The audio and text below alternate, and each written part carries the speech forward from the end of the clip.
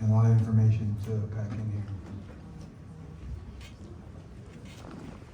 So, first of all, I'm kind of taken aback because this is my first workshop as the IEEE director. So thank you very much for showing up. This workshop is brought to you by IEEE SIG Group. And most of the people up here is part of my board, and I'm gonna let everybody introduce themselves. First of all, the director, Tony Trim, and my name is Aka Jumbai. I'm the program manager. One of. Hey everyone, I'm Salon Boyd. I'm the technical program manager. I'm Darryl Merlette. I was a late addition to the panel. Really? I'm George Brooks. I was a slightly earlier addition to the panel. Original founder of the IFE think tank. So it's really awesome to see this going on.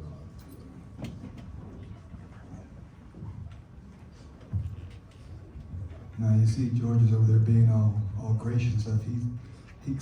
He said real low key, he's the founder. He's the founder of IEEE.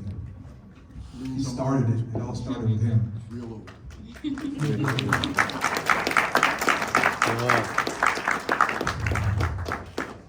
All right, so let's get jiggy with it. All right, so how to make six figures using AI. So the title is kind of misleading, and I did that on purpose.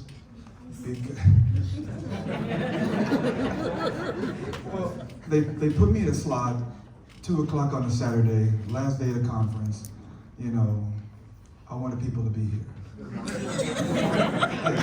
Great marketing skills. Well, what I didn't say is I'm also a solution architect with Eden. I'm in technical sales, so I know how to put people in seats, and I know how to sell you things, and I know how to sell expensive things.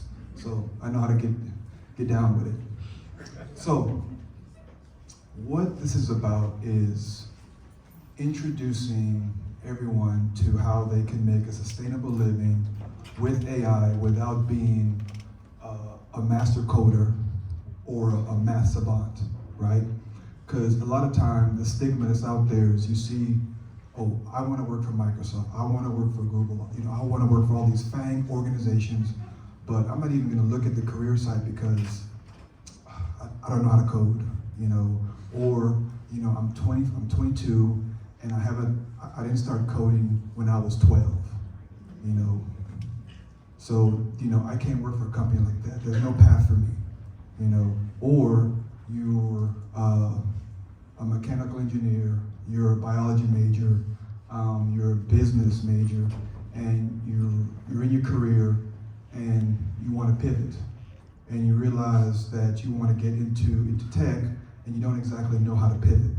Well, this workshop is going to kind of give you an idea of how you can do it, what you can do, how the certification process works, and let you know what AI is about. Now, just to give you a brief history about me, I consider myself like the pivot master, okay? I started off as an electrician, right? I probably didn't get my bachelor's degree till I was like 26, right? So I started off as an electrician. I remember vividly, this will take like 2 minutes, promise. I was an electrician. It was 2 a.m., I was working third shift for Union Pacific Railroad, replacing a diode in a rectifier bank. And I thought to myself, I want to get in tech. So I went and applied, and then I got in school. Next thing you know, I have a bachelor's in computer science, and I'm doing subsea robotics in the oil and gas industry. Then I'm building software on offshore platforms. Then I'm building drilling control systems. And next thing you know, I'm a solution architect, and now I'm talking to all you wonderful people out here. You know? So, you know, if I can do it, you can do it, right? All right, so next slide. So, what is artificial intelligence, right? All that stuff, if you're not familiar with it, looks intimidating, right? What do I have to know to get an AI? Machine learning, neural networks, natural language processing, robotics. Now, when I got my master's in artificial intelligence, that's what I had to learn. And that's what everyone thinks they have to learn to even begin to get into artificial intelligence. But I'm here to tell you, not necessarily.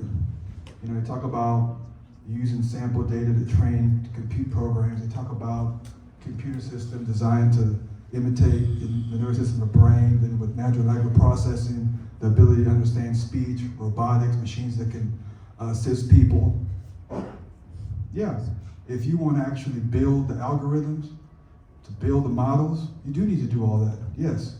But you don't need to be able to do that to be in that field. Next slide.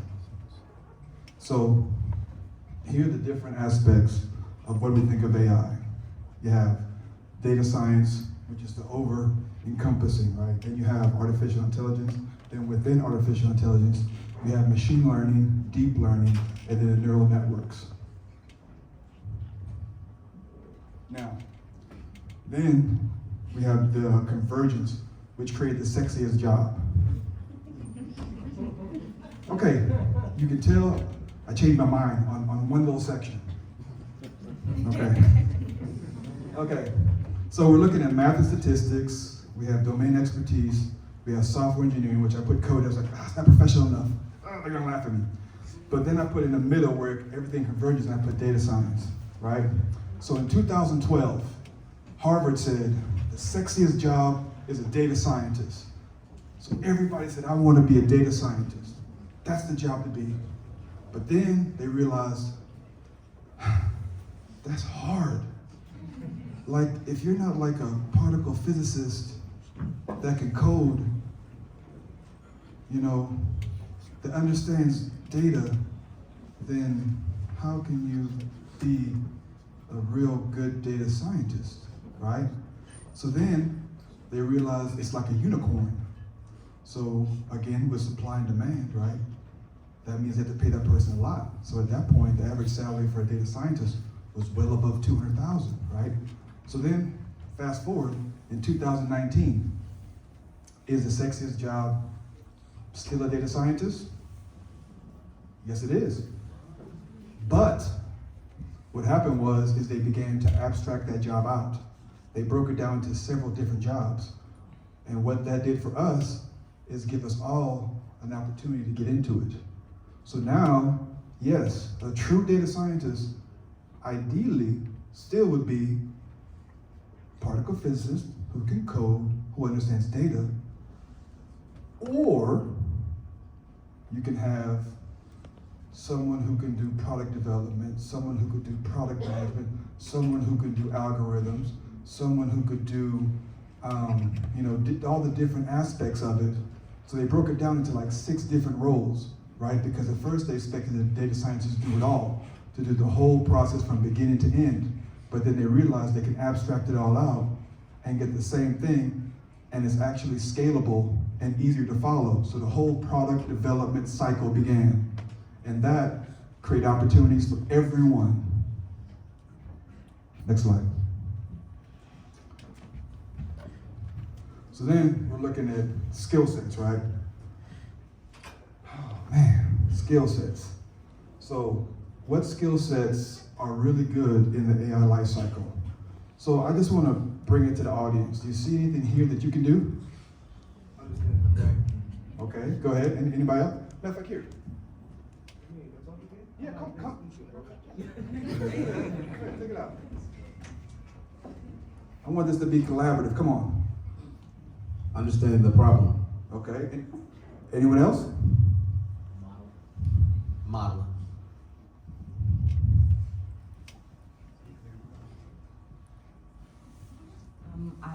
Right now I currently do deployment for software code, so I could join that life cycle already. Mm-hmm.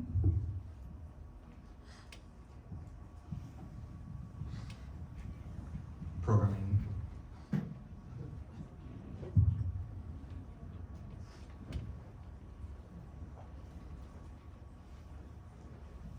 Communication.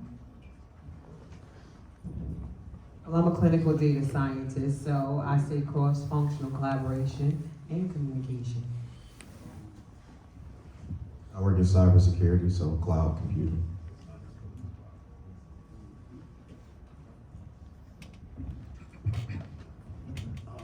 all of the soft skills, so cross-functioning collaboration, data analysis, data visualization, and problem solving. Are you the unicorn I'm looking for?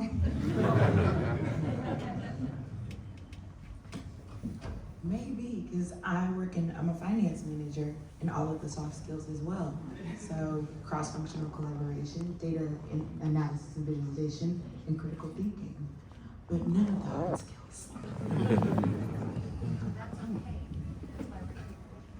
Okay. Well, I'm here to tell you there are only 3 things that can satisfy pretty much everything. Being able to think, speak, and write.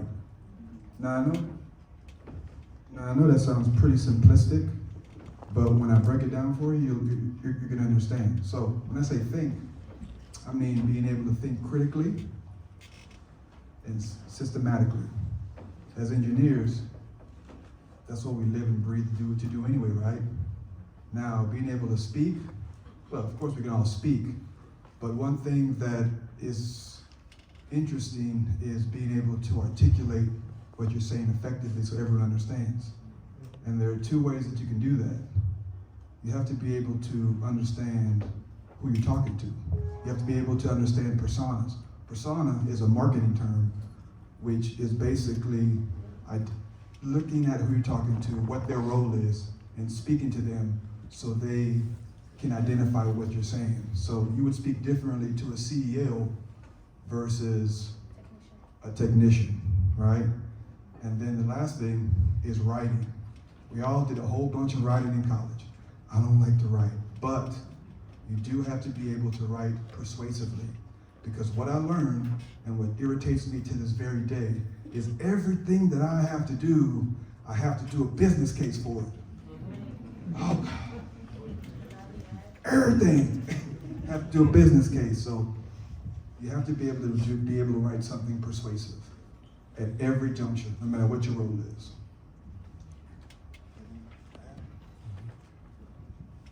Yeah, I would say not only are the soft skills important, but just having just a certain passion, a certain interest for what you want to do, because these are all blanket statements, right? Data analysis, not blanket statements, but like umbrella terms, like data analysis, data science, machine learning, so on and so forth. So being able to kind of hone in on maybe supply chain or finance, kind of concentrate on how you can use these particular tools or resources or skills to like deepen your understanding of what you want to do, what type of insights or value add you want to bring to your job, company, project, so on and so forth. Do you want to speak on the hard skills? So the hard skills are hard.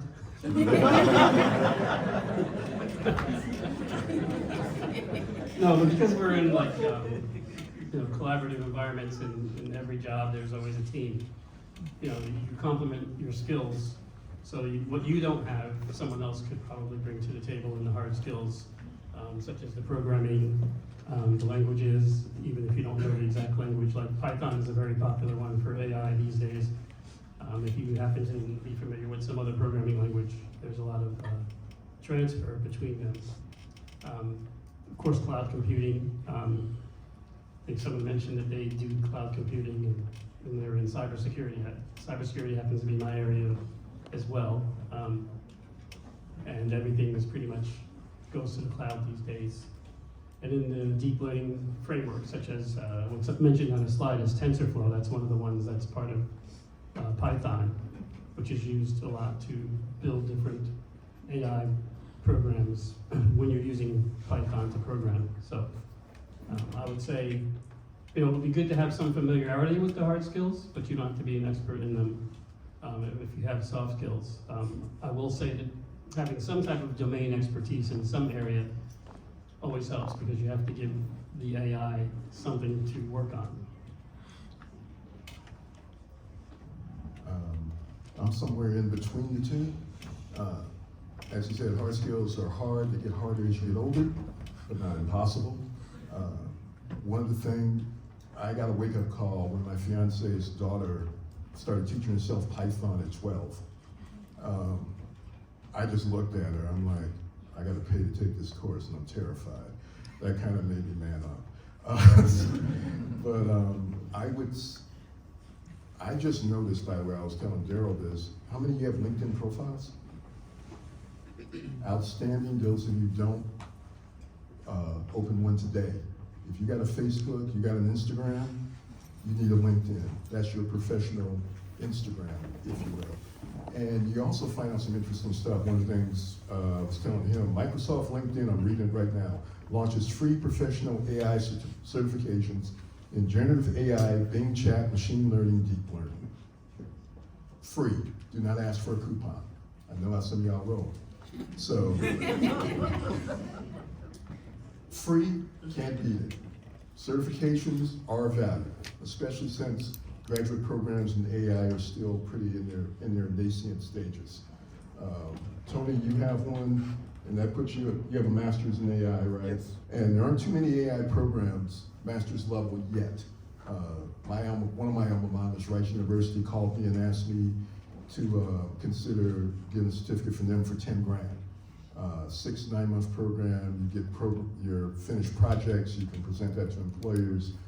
I'm honestly weighing it, 10 ain't cheap, but it may be the investment. And I'm throwing this out there for those of you in there.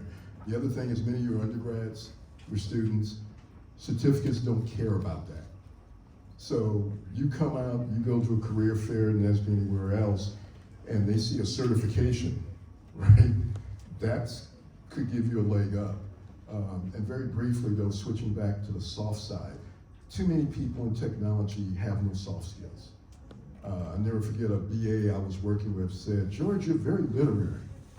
He was commenting on my writing skills, and I'm like, "Well, Raphael, English is your second language, so he's Russian." So you know, you can take notes on this, but a lot of people, you think of writing as drudgery. You don't have to be Toni Morrison, right? But you need to be able to write clearly, succinctly, and you will stand out from a lot of people who treat writing as a really rough exercise. It's just as important as, you know, speaking skills, being able to do what we call 4 blockers in consulting, and I've been in consulting a long time. That's delivering a status report for a complex project on 1 PowerPoint slide. 1. So you don't get to write 6 pages.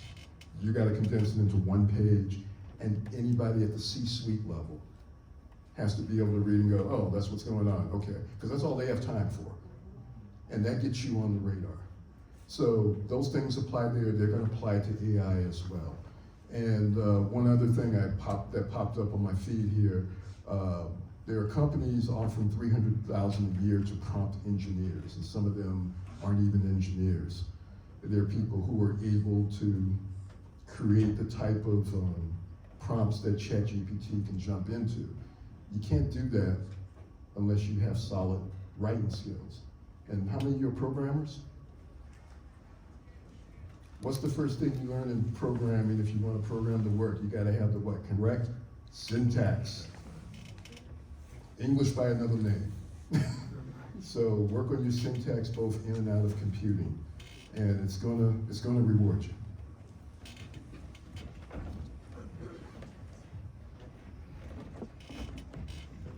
All right, next slide.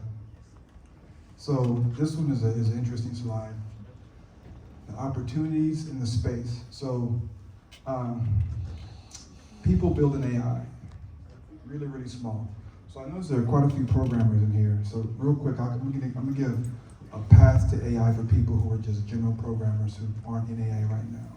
So if you're a software engineer or developer, the path that I took to get into AI was I was a software engineer.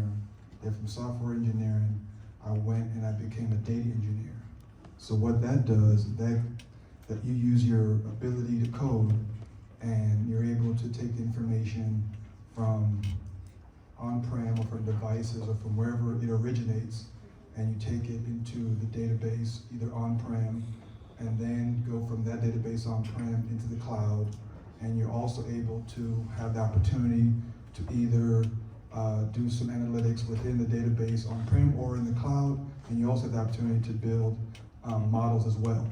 And you work with the data scientists to glean from them right? And then from there, you can either become a data scientist or you can become a solution architect. So that's a really good intermediate point between software engineer and data scientist, or software engineer and solution architect. Free game, just saying. And you can get that certification at Microsoft Azure has a certification for that. And if you join ITTT, we can help you to get that certification. That's right. Just saying. Okay, moving on. Now, oh no, come on. I was saying moving on because I was moving on. So this many people know how to build AI. I'm one of them. I'm sorry, I was bragging, my bad. And then there's, of course, this many people that know how to use AI. And then, of course, there are a greater number of people talking about AI. So it lets you know that there's opportunities for everyone within the space. You know, it's just you have to know where you fit in based on your skill set, based on your aptitude. You know, you always have to choose a career where your aptitude is within that quartile of what you can do. You know, if you have the aptitude for it, then do it. You know, the worst position to be in is to have a position to where you're just not quite smart enough, or to have a position where you're too smart. That's even worse, because then you're in a room, and if you're like me, your face says everything. That's why I like to work remote, because sometimes everything, because that's why my camera's never on, right? 'Cause I'll be in a team meeting and someone will say something, I'll just be like, anyway, next slide.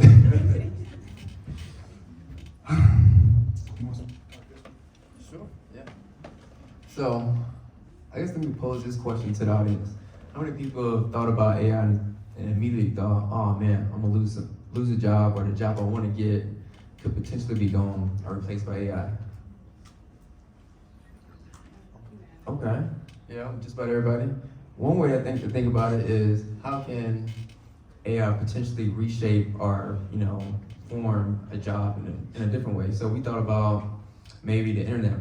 Before the internet, before our time, probably even before my time a little bit, they had typewriters, they had people who were, before even websites were created, that was a thing, but then that got replaced, potentially, and then it got turned into what we have now, the World Wide Web. So the way I think about it now is AI is, how can we think of these jobs as far as like even the analysts, the content creators, you name it, what can be done to utilize AI to enhance that job? So that's what I thought about reshaping. So when you look at these numbers, yeah, it could be a little bit alarming. 40% of the global employment is exposed to AI. That doesn't mean necessarily that those jobs will be replaced, but it can be enhanced. So for example, I currently work in the supply chain and I do data analytics work. And one thing I do is I help move people from like Microsoft Excel to super manual processes and bring them into like a Power BI or some type of visualization tool, right? So one way I see this helping me is being able to do some type of research when I get these requirements from our particular stakeholders and say like, hey, how can I make this a little bit more efficient? Whether it's meeting like on-time delivery or meeting some type of bottleneck in the supply chain.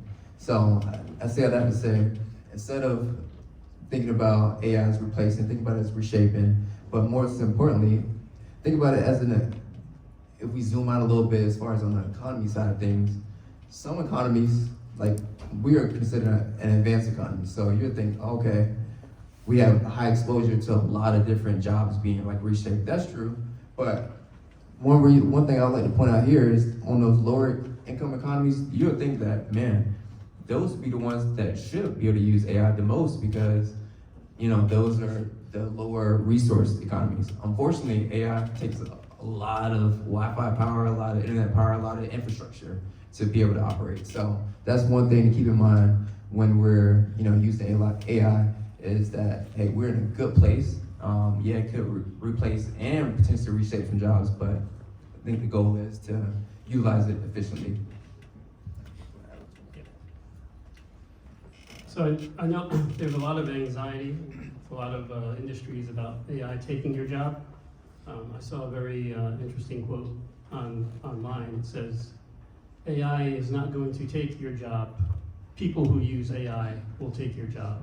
That's right. So all of us in here can be people who use AI if we're not actually building it like Tony. And for those of you who are coders, there's plenty of GitHub repositories out there with AI programs that you can start using right away. And for those of you who aren't coders, there's plenty of free AI programs that you can just play with. I saw a list of them one day and I was like amazed. ChatGPT, of course, is one of the most common ones, but there are many others. There's a website called Hugging Faces. I don't know if anyone's heard of that, but if you go there, it's just a bunch of open source tools that people contribute. And if you are a coder, you can contribute your own tool there as well. I'll be honest, whenever I think of AI take over things, it's Terminator. Anytime I hear about a mass outage, Skynet's about to jump off. On the real, this has been a part of history as long as there's been a history. Daryl and I were kicking around the Luddites. How many of you have heard of the Luddites? All right, 4 people. How many of you really disliked history classes when you were in school? When I was a substitute teacher, I've done a little bit of everything in my life. I subbed history, and I would apologize to the students because it's not your fault. Textbooks can only do so much. Some of it is your parents. I had 2 parents, especially my dad, who was obsessed with history, so it rubbed off on me. At this point, it's on you. The Luddites, essentially, and Daryl, correct me on this, it's been a while. 19th century, they were weavers, I believe. Mechanization came to the weaving industry. All the stuff was done by hand. Machines came in, craftsmen who made crazy bank were being obsoleted. So they went in and smashed machines to prevent mechanization. Is that pretty much it? Long story short, when's the last time you bought a hand-woven sweater? So there's a way. Now, Luddites have gotten something of a bad rep. It wasn't quite as cut and dried as that. That being said, Luddites are now synonymous with people who try to fight the tide of technology. You're trying to be a windbreak instead of a windmill. As Daryl so beautifully put it, you're going to get hijacked by somebody who jumped ahead of the AI train on you. So don't be that person. Some of this is going to be inevitable. You can't legislate not advancing technology. But you think about it, there have always been jobs that have been lost. Automotive industry, everything was assembly line, hand. Now it's robotic. I see people nodding. And trust me, my mom's from Detroit. My grandfather was a Ford employee for 40 years. My uncle worked at Chrysler for 30. He saw the changes, and he adapted and adjusted so he could run the machine, run the robotics. Same thing with AI. And don't think for a minute that I'm a technologist. I can code, I'm safe. You aren't. Indulge me for 2 seconds, Tony. Quick story. When I was an undergrad at Rice, there was this guy named Chet Murphy. Chet was next level genius when it came to coding. You kind of know your limitations, right? I come in thinking I'm Patrick Mahomes. Dude was Mahomes. I was maybe poor man's Kirk Cousins. Yeah, you Falcon fans, brace yourself. I'm a Vikings fan. You're not gonna like it. But anyway, Chet and I would shoot the breeze, coding all night. And we were doing all-nighters in the computer room. I date back before everybody had laptops, right? FYI, Mac 512s were using Unix terminals. That's how far back I go. So you had all night letting jobs compile, and Chet would hold camp. He'd talk about whatever, and he was kind of an arrogant dude, but he liked to be arrogant about. And so we were talking, and he goes, one day coding's gonna be like ditch digging. Excuse me? I'm spending all this, I'm writing C, I'm writing assembly, I'm writing all this crap. He's like, it's gonna be ditch digging, it's gonna be commoditized. And this was a guy who could code rings around all of us, right? Where are we now? We have code that writes code. Ditch digging. Dish Digging's honorable work. My parents taught me to work my butt off for everything, right? But if you want to be ahead of the curve, look at your career, look at what's going on, take everything you've heard, figure out, can I be commoditized? If you can, how do you become the person who uses AI so that you don't?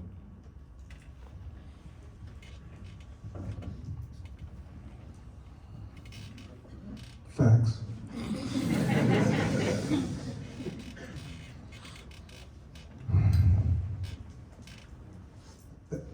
That slide kind of speaks for itself.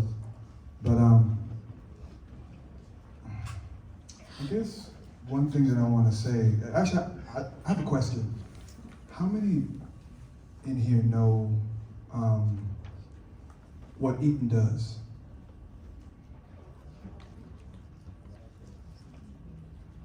Well, I guess the better question, how many in here know what Eaton doesn't do?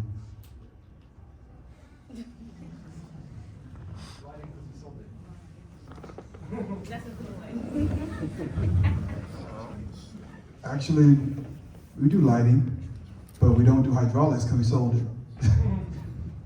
So, and the reason I bring it back to that is because, not because Eaton's sponsoring this or anything, because they're not, but Eaton is a great example of an organization that is moving into Industry 4.0 and moving into digitalization, and is moving into a position to where it's going to have an opportunity to get into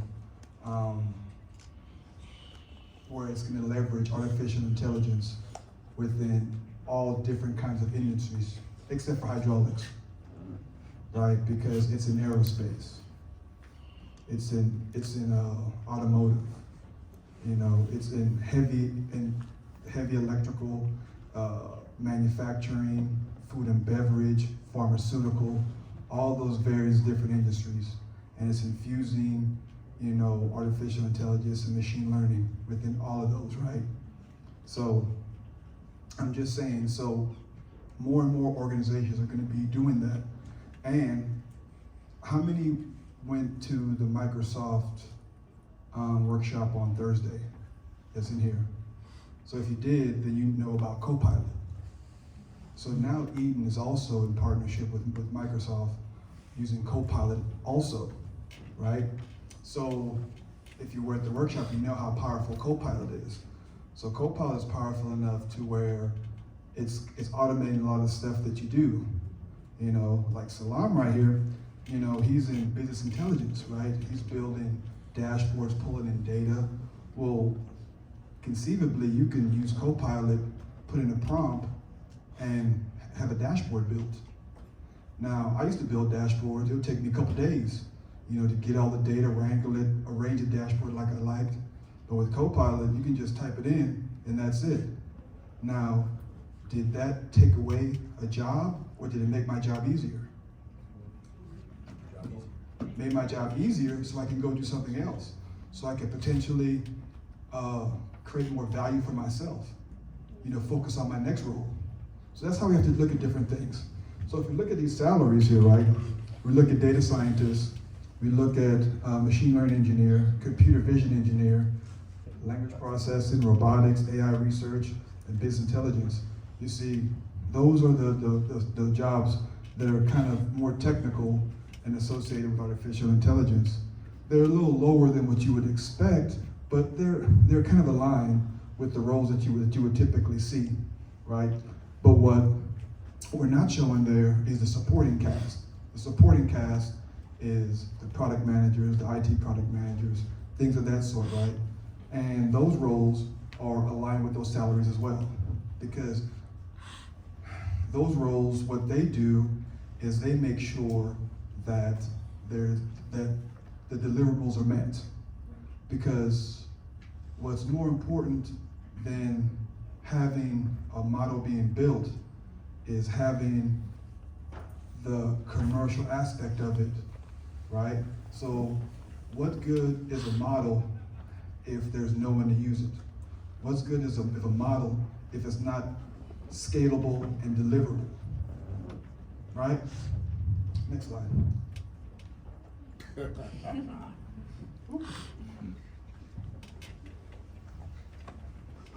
So, I think the next question everyone would have is like, hey, how would I get into AI? How would I use AI to enhance my learning? Or hey, if I'm a programmer, I'm a computer science major, how can I do that? And so there's, of course, some free or paid services. Some of you may have already heard about, like the AdaCamp, Udemy, Coursera, so on and so forth. That's just a way to kind of break the ice, get familiar with it. But most importantly, I think networking is just as important, if not as important as we talk about those hard and technical skills, because you can know how to code, you can know how to use AI all you want to, but if you have that hard time actually communicating that, articulating that to those employers, as you guys just went through a couple days ago, then what use is it? So being able to practice, take on stretch projects, and some of you already are in roles, or even when you're in classes, yeah, you just learned something, you may have just passed it, but in the real world, you may not get that A or B right after you complete the project, right? So being able to, do some extra practice outside of that, you can use sure, most of you probably heard of Calco.com maybe, where you can get some new projects and use some databases that's already out there, just to test, just play around with it. But I think most importantly, I would say you all are doing a great job as far as just showing up and being able to be willing to learn, because I think that's what a lot of these jobs are looking for, a lot of these companies are looking for. You may not need to know everything, but being able to utilize that language and could speak to it.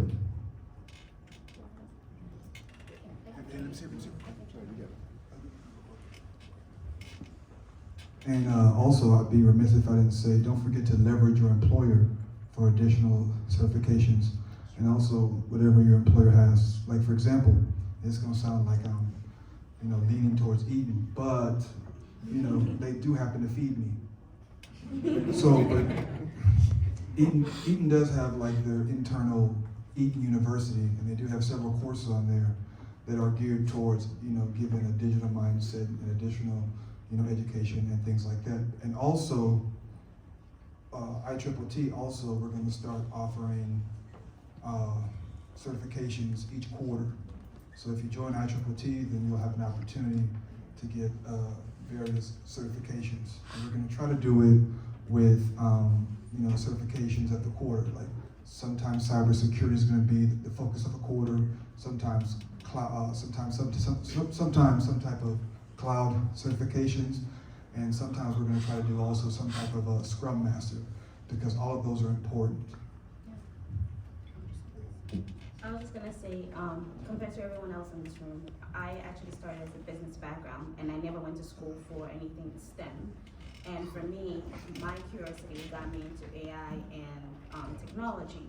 So I did a boot camp for 6 months, develop operations engineering, and that's how I started learning about AI or machine learning, or even how to read code. You can be in AI, you can be in programming and not even know how to program. You can actually just learn how to read it and manage all the programmers and developers, and also support, being a Scrum Master and get into AI and also make that 6 figures. So there's so many other ways outside of like the technical stuff. I just let everybody do the technical stuff, and we can just combine that and help it. As long as I can read it and interpret it, make sure everybody understands it. Like he said, the worst thing is having a machine and then the end user can't even understand it. Imagine a company creating this app and all of the people in the market can't use it, and then they have to call it back. So interpreting the product, being able to like create the design, the designers actually having to help the designers understand what the user needs the product to look like is extremely very important. And for me, my personal story is definitely the boot camp. A lot of us are on LinkedIn. I don't know if you all know that LinkedIn Learning is also a free way to get a lot of like certs on your LinkedIn account as well. So that's also something you should definitely check out. We only have like 5 minutes left, so I'm gonna give you one last piece of free game, and then we'll take questions. And just have like an open forum for questions. One thing I learned, I've developed software, I've built hardware, and different things like that. I've been all over the world. I've even been to North Slope of Alaska, where I told a story last night where I almost lost my hands at negative 70 degrees, but I still have them, so it's cool. I'm safe. you make a lot more selling software and selling AI products than you do making it. Facts. Technical sales Facts. is not a bad option. Just saying. Now we'll take questions. You can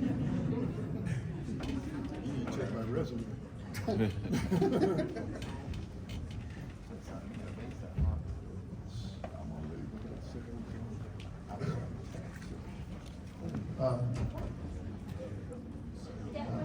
Hey y'all, my name is Shiji. I'm a current first year master's studying AI at Stanford. My question was, we talk a lot about leveraging and building and learning about AI, but something I noticed at least is that in many cases the resource cost, at least the compute cost, and like what's the word? Wait. Before you start, hold on. I have to preface with this. Best question gets an air tag.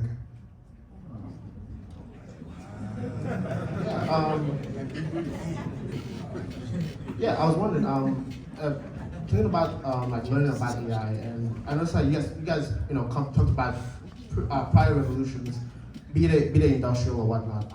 But I wonder, is there a fundamental difference in the fact that at the very least we could make the argument that we understood how a weaver worked, like mechanically speaking, you could understand that. But even then, within AI, as it's growing, understanding what the model fully is doing takes a sort of like, you need a heuristic approach where you can't fully understand the end to end, but rather you sort of understand what different patchworks are doing. How does that sort of play into understanding when it's still an open research problem? Because most of even the experts themselves can't really say they understand why the model do what they do. So how do we approach that problem? You really can't. A lot of times you look at it like a black box, and that's typically how it is. That's typically how it's looked at as a black box, right? But in order for you to actually make it commercial, you have to have what comes in and what goes out has to be standardized, and that is what the role of product development, or like the product managers and the product owners, that's their responsibility. So the model has to be consistent. So for example, if you're developing like a model that's doing motor analysis and you're looking at current signatures, looking at different spikes in the frequency, right? So let's say the frequency comes in, you're looking at, let's say, milliseconds, right? They come in milliseconds, so you're coming in like this, right? So what you want to do is, as they come in more frequently, you flag that, okay, that's an anomaly. Then when they come in, you flag, okay, that's an anomaly, and then you keep going, and that's another anomaly. And that's what you want to use as your anomalies, and then you use that to build another model. And that's how you get your consistency. You have to pick a feature, well, not feature, you have to pick a set of features to build your model off of, right? So you have to make that consistent, and once you get that model built, you take that model to build your next model, and your next model is where you're going to start doing your predictions. But you have to start off with your anomaly detection first. Cool?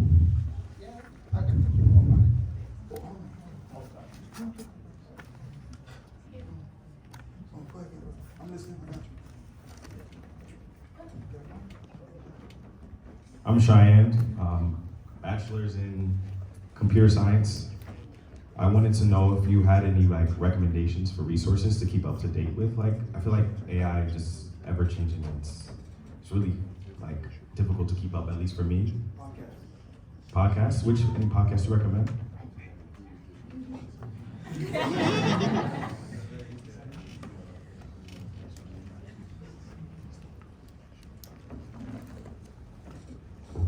Data framed, industrial AI, practical AI, AI in business,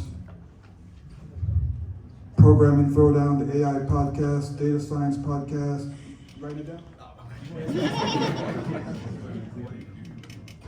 I don't play about my AI, brother.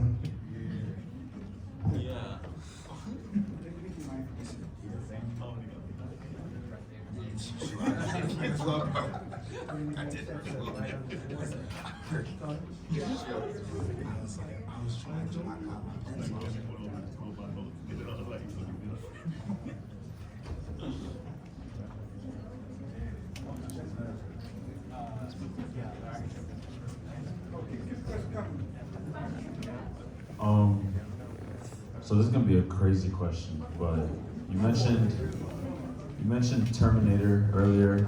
We've all seen the movies, so like, do you think there's going to be like a limit on AI? And do you think AI could actually eventually learn about itself? The limit on AI is bound by computing limitations. So right now, there's a limit on how many transistors we can put on on silicon. So once we move to quantum computing, that's when we can go further in it. But until then, that's when we're gonna meet the limit. So with that being said, right now quantum computing is kind of out of the way because of the inconsistencies with it and the qubits. Oh, you got it? No, you took that away. I was gonna say. Oh, so, well, you finish. Great man, great minds think alike. Yeah. No, Tony was actually covered most of what I was going to say. Now, there's something, how many know of Moore's Law? Right. You know, Gordon Moore just passed away a few months ago. May he rest in peace. I worked at his company, Digital. Computing power doubles approximately every 2 years. That being said, I do believe quantum computing will probably show up on our doorstep in the next decade. Just judging by the jumps that are being made in the underlying technology. But the other question is, you know, is there a limit? In other words, how do you stop Skynet from becoming self-aware? Oppenheimer touched on this, the movie, and if you've read much about it, one thing, and this is something, by the way, and this is me going old school Nesby here. When I was an undergrad, one of our speakers was Dr. Naeem Akbar, and he encouraged us to develop a moral center. We have always had technology. We have been adolescents with technology. We have developed the capability to blow ourselves up before we could regulate ourselves. It took mutually assured destruction to prevent that from happening. Not the fact that it's morally wrong to drop nuclear weapons on other people, right? Same thing with AI. And there is a market, there is a potential for developing AI ethics. You might encode that. It won't be just a case of, and if you've learned anything from politics in the last 8-10 years, having norms aren't enough. You need laws. You need to basically say, don't cross this line or else.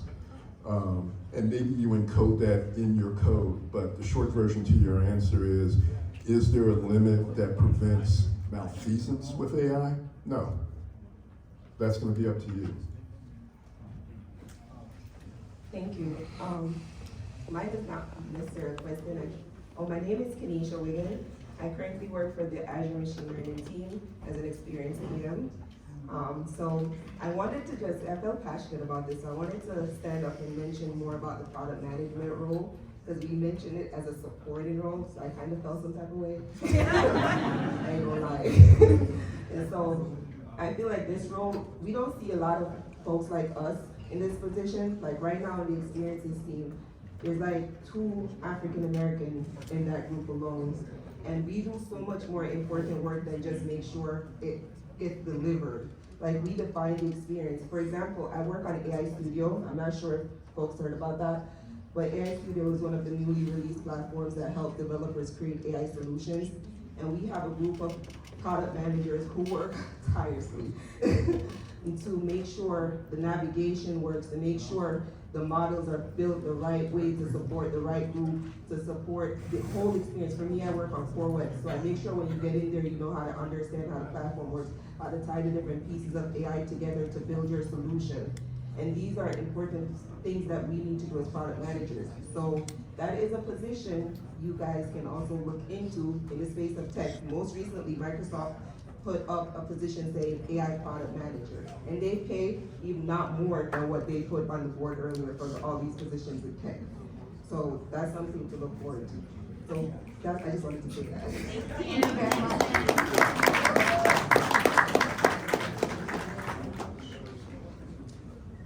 Hello, my name is Ashura Nasharuna. I go to UC Davis, University of California at Davis. I study civil engineering and I look at AI and I have a question of the way it will be utilized in a way, because civil engineers, we mostly do everything by hand, computation, softwares.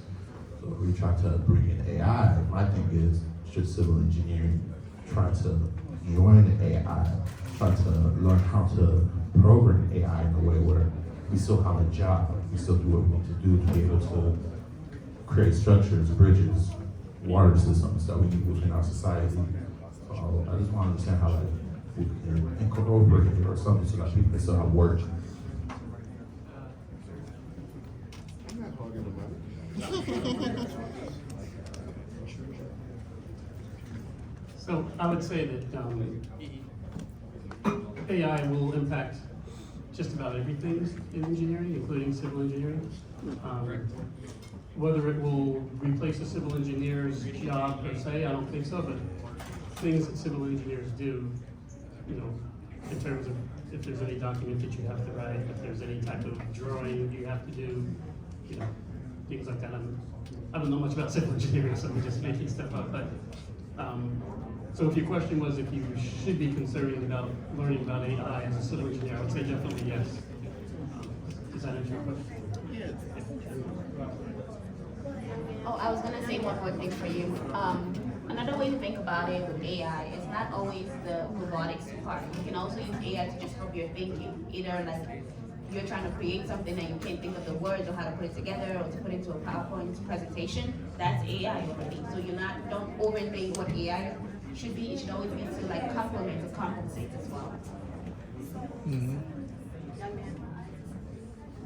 Hello, my name is Zara Abdullahi. I'm a junior studying at the University of Colorado, Denver. And my question is, how can a minority navigate the dual challenges of being underrepresented in the tech industry and now competing against the AI for job opportunities? Sorry, can we please skip it down? I could barely hear her question.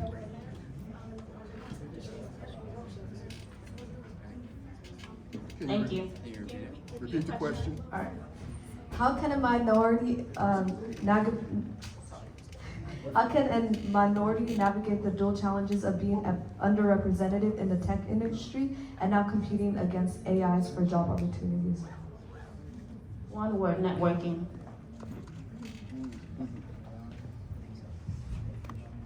Networking is important, but most importantly, just continue to reach out. You can being more resilient, I would say as well. I think we're already, to your point, double minority, so you already feel like we're against the 8 ball. So just being able to, send out your resumes to more companies, being able to meet people at these conferences, being able to utilize friends that may have already gotten the job that you want or in a company that has a job that you want, can be helpful. If we had time, there was a slide that showed that you sort of software called Loop CV, if I'm not mistaken, that you can just put in your resume and it'll adjust to the job description, and it'll just automatically send out to different companies. So, yep, and there's tons of other tools on there as well that you can use to just get your name out there a little bit more and continue to go after what you want. Yeah, I think there's a lot you'll see now about AI and fairness. So I think in terms of being a diverse person working within AI, I think there are opportunities now to inject your viewpoint, your culture, whatever, into the process, because it's important for it to be part of the training and not bolted on as an afterthought. I think there was a recent incident with Google's Gemini that kind of, when you see what happens if it's bolted on as an afterthought. They generated pictures of historical figures with the wrong race, pretty much. So it's important to be part of the training where diversity is baked into the process and not an afterthought. Something that, if you're concerned about cracking a market, keep in mind that we're in an interesting position with AI. A lot of us can become early adopters.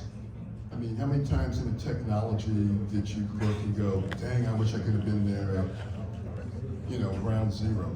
The internet information revolution, right? What it would have been like to work at a Netscape or create your own browser or whatever, right? Mark Cuban wanted to watch Indiana basketball games, couldn't get them on TV. He founds Broadcom, sells it for $3 billion, and the rest is history, right? Well, AI can provide those opportunities, so look at it as an aid, not just, one more obstacle or hurdle that can get you to the front of the line. Something I also thought of, it dovetails with something I just discussed about ethics. There was a sister who worked at Google. How many remember the controversy about facial recognition software having a racist bias? Yeah. Right. Okay, AI, she had to leave Google over it in protest. They still haven't worked out the kinks. That's something where AI can come in. This is where developing a sense of ethics can collide with the technology and create a game changer. Something to consider, especially those of you that are considering graduate school. And if you do cook up a good idea and you need a good project manager, call me.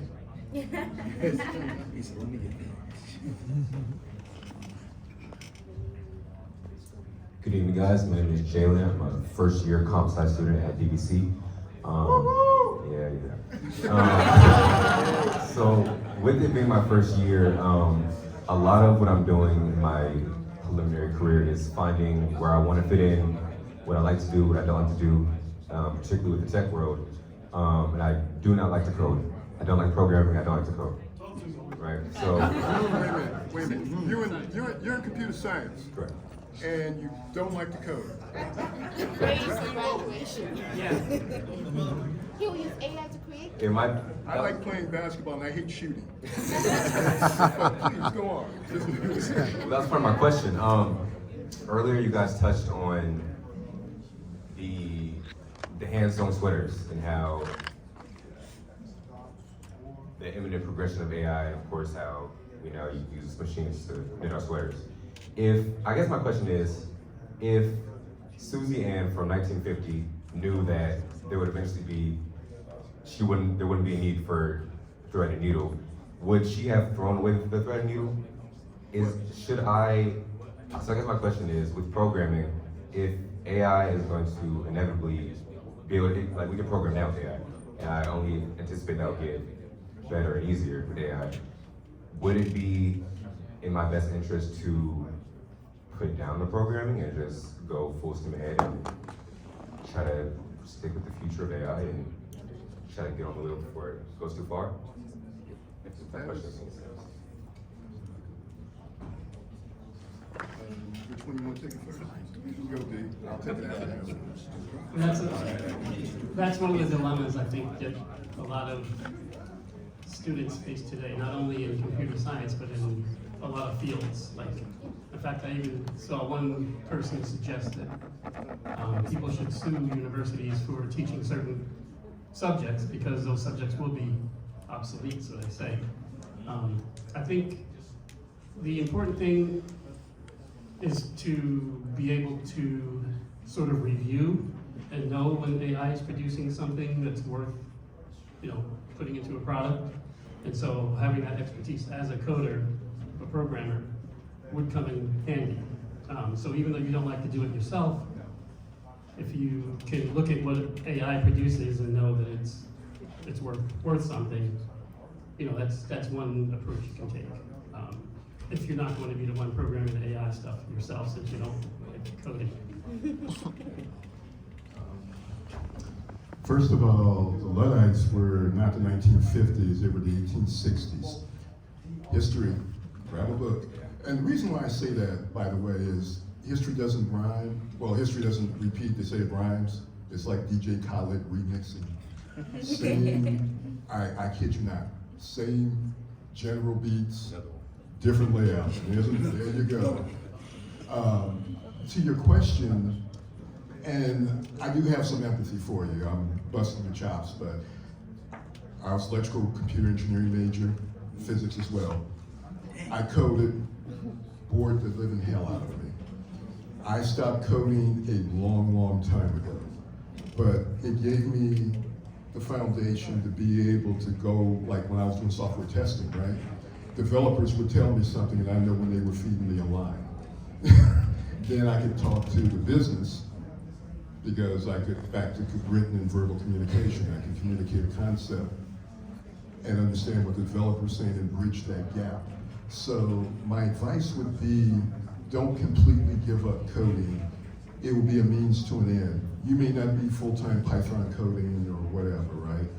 But having that basis gives you a leg up. And then you can augment that with, other courses. Look at the certifications that are on LinkedIn, the ones I was telling you about that Microsoft offers for free. Certifications, you don't have to have a college degree to get a cert. You can have the cert before you finish college, which will make you especially lethal. It also will give you a sense of, is it for me? Not everybody wants to code. I didn't want to. I just realized it wasn't for me. There's nothing glamorous about hacking in real life as opposed to the movies. So, but I wouldn't throw in the towel yet, but I would definitely look at all of your options and look at a holistic approach. If you want to be in AI, developing data sets, at least be able to code if you had to, right? I'll keep it short. I think it's more so about if you don't want to code, you'll have that degree, right? And most importantly, with that degree, you can look at different job titles that match that degree. So if it's not, it might not specifically say computer scientist, but it'll say something along the lines of maybe like a product manager or program manager, as the woman just mentioned. But most importantly, look at the industries too. When you're looking at those particular job titles that relate to your degree, that doesn't require so much coding, but more so the expertise, how to comprehend that, how to articulate that to different stakeholders. And that way, not only can you have a job that's worthwhile, but it pays as well.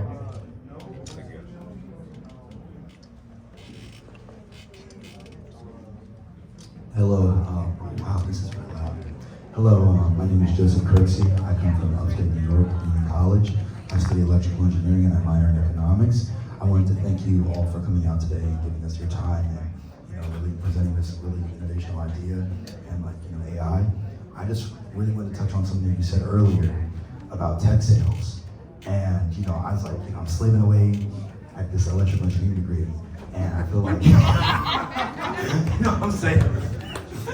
These 68-hour work weeks, so, and I'm just thinking to myself, like, I just wish, because I take courses outside of my school, like the Code Academy, I don't like LinkedIn Learning because the reason I'll say that is because it doesn't have money attached to it. And when they see there's money attached to it, they see like, wow, he spent money, he invested to learn what he learned. And that's the reason I picked it. That's why I picked Code Academy. But my main question is, for tech sales, is there roles out there that I can incorporate a technical background into, or how to use interdisciplinary skills, but still be involved in the AI revolution and still be involved in doing selling? Like, what are some of those roles? What do they look like? And Solution architect at Eaton.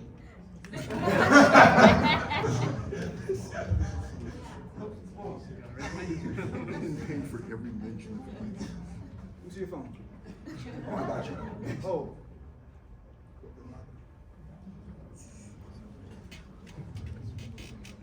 No, just regular. I can't. No, just home screen. That's your home screen? Yeah. I got my schedule on my home screen. There we go. Hit your boy up. For sure. Appreciate you.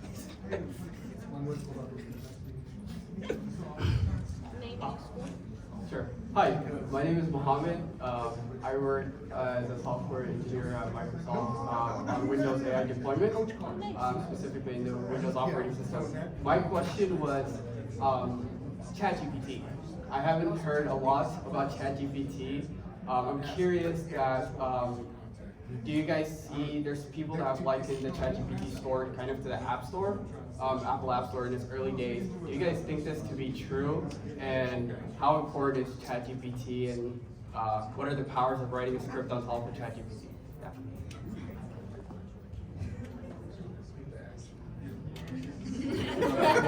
The guy was replying, I'll take it.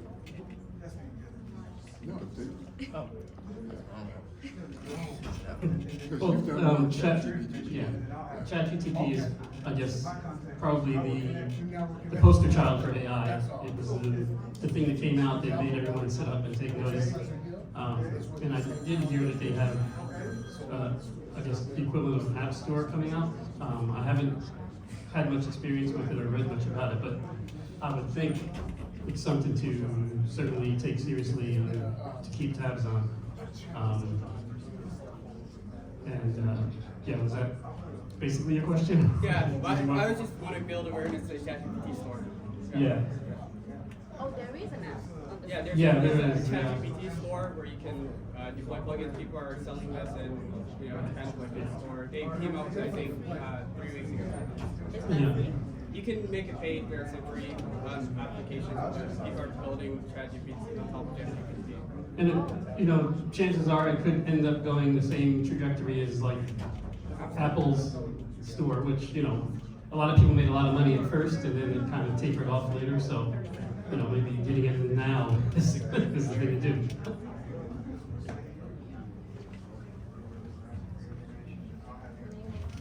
Hello, my name is David Ubago. I'm a computer science freshman at Michigan State University. And I have a question. As a freshman, what courses and programs do you advise we take concerning like data science and AI, like the pathway? And also you mentioned ITTT a lot during your talk. I just wanted to know what it means and how to try it and use it. So for ITTT, that's a NSBE organization. It's one of our special interest groups, and we have a group on LinkedIn. And after this, you can reach out to myself or Sarah.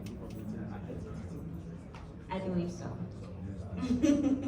And then for courses, I would say statistics is one, and your regular math and the rest, but most importantly statistics.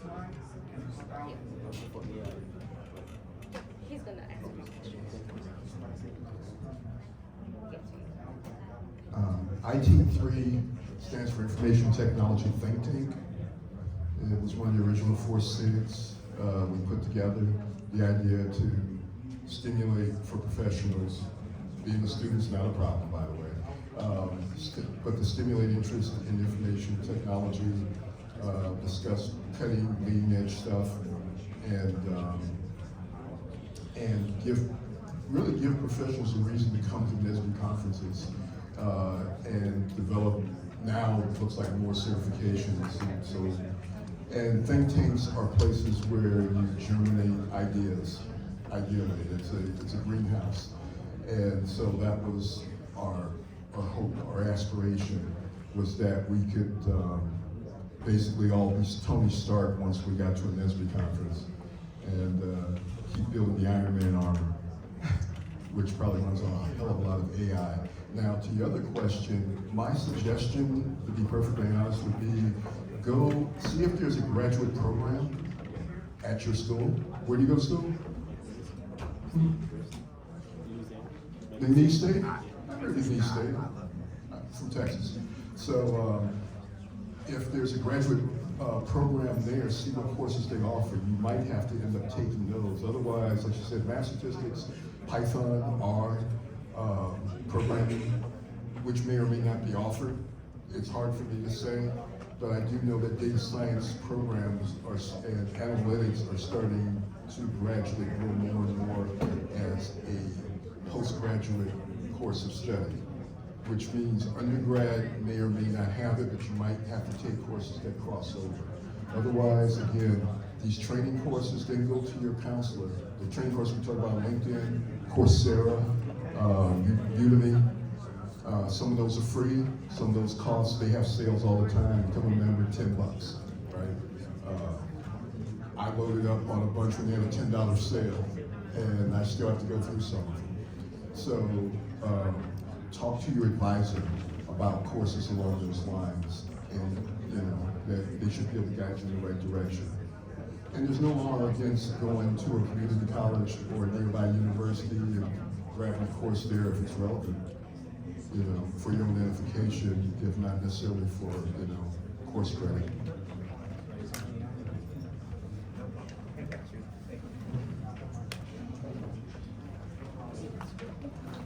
Hello, my name is Stephanie Kirshu, and I just graduated from mechanical engineering at McGill University. And my interest in AI stemmed from my creative pursuit. So I love music, I love to DJ. So my question is twofold. How has AI affected, or how do you think it will affect the music/entertainment industry, since we haven't really touched upon that? And how can we leverage AI how can we leverage AI and creativity, like that intersection? So I'll answer your first question. There was a session earlier today, how somebody was making beats using AI. I think it's called Java or something. If you go back on the app, you'll see there was a presentation by Harvey, and you can reach out to him on LinkedIn and he'll be able to tell you how to make beats and do all of that stuff using AI. Second part to your question. Go ahead. Can you repeat the second part about the creativity? Yeah, how can we leverage creative AI to work at the intersection of technology and creativity, things like that?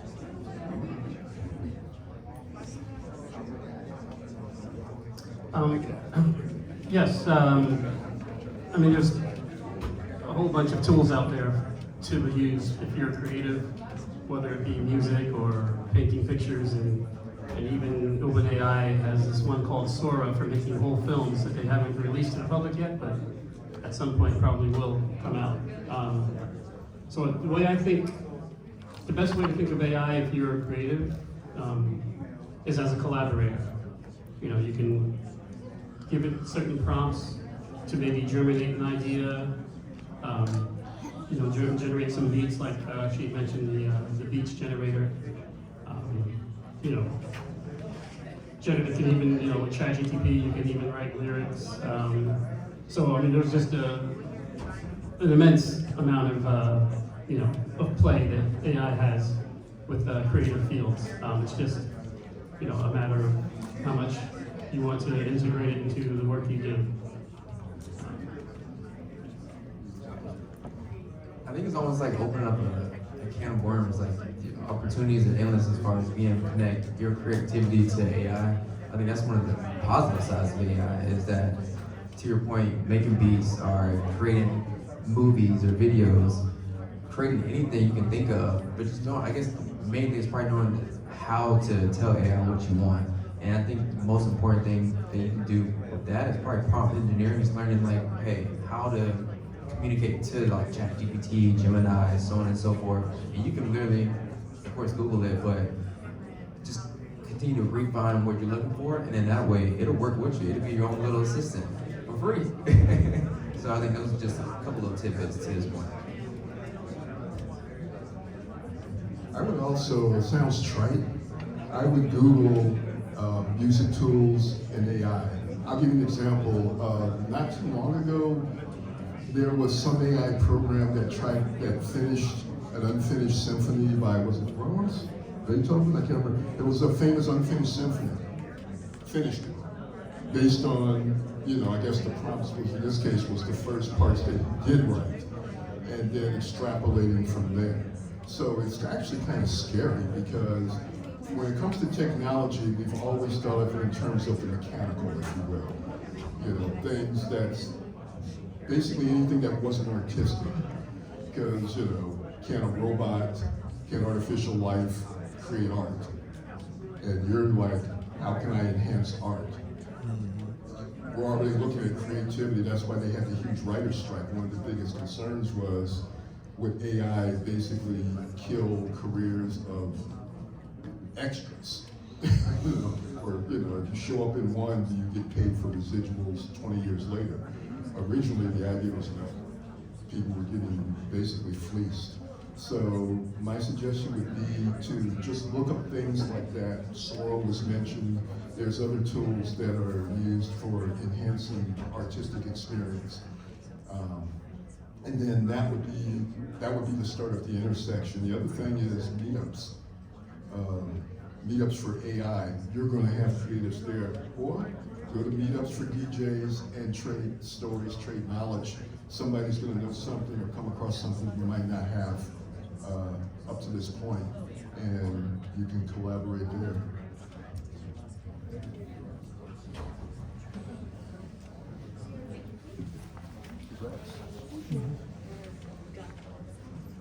Hello, my name is Alexis, and I go to Drexel. My question kind of piggybacks off of what she kind of opened up the discussion on creativity. I'm curious about how we can convert more of those talkers of AIs into users of AI, especially in like media curation. So like, for example, right, we had a lot of, well, at least earlier, we had a good amount of people walking around with like cameras, taking videos, and you know, the old school way is after this, you're gonna look and spend a couple hours going through all this film and trying to find like the, you know, the diamonds in the rough on content. And I guess for this discussion is, are you aware of like a tool that's going to give you, instead of you going through everything, give you like a sample of the top 10 clips that you can pick from and go from there, like a natural language processor that can, you know, find the best, you know, words of wisdom within the hour-long piece of conversation. And then it's like, are you interested in a tool like that? And if not, how can we kind of bring those engineers into the room to curate models that are accurate to get quality content, and then kind of make it easier for the users to use?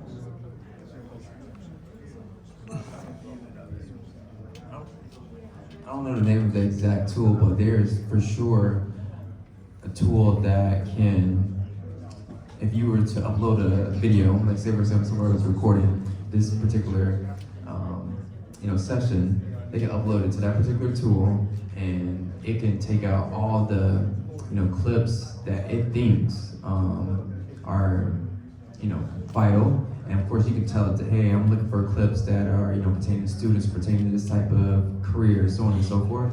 It'll do that for you. And I believe there's another tool that even creates social media captions for you automatically. There may be like, you may have to pay for it, but there's a tool. Again, it can be your own little assistant. You don't have to pay no one else but this tool. And then, if I'm not mistaken, it can repurpose it. So it may start off as a video, but now it can turn that video, you can upload it to audio, you can upload it to so on and so forth. And last but not least, say for example, this is a little bit separate, but say if someone had like a document that they took notes on, right? They can upload that document. I want to say it's Adobe, if I'm not mistaken, but they can upload that document, and now the AI can take out little subscripts of it, keywords, and you know, create little insights for you. So just something to keep in mind. But I'll definitely Google that particular term. But you're right along the path. That there's definitely something out there already working. So yeah. Yeah. I can tell her the name of it. I'm actually going to use it for this video. Yeah? Okay. I've been using it. It's called Video AI, but it's spelled V-I-D. It's spelled, thank you. It's spelled VIDYO.AI.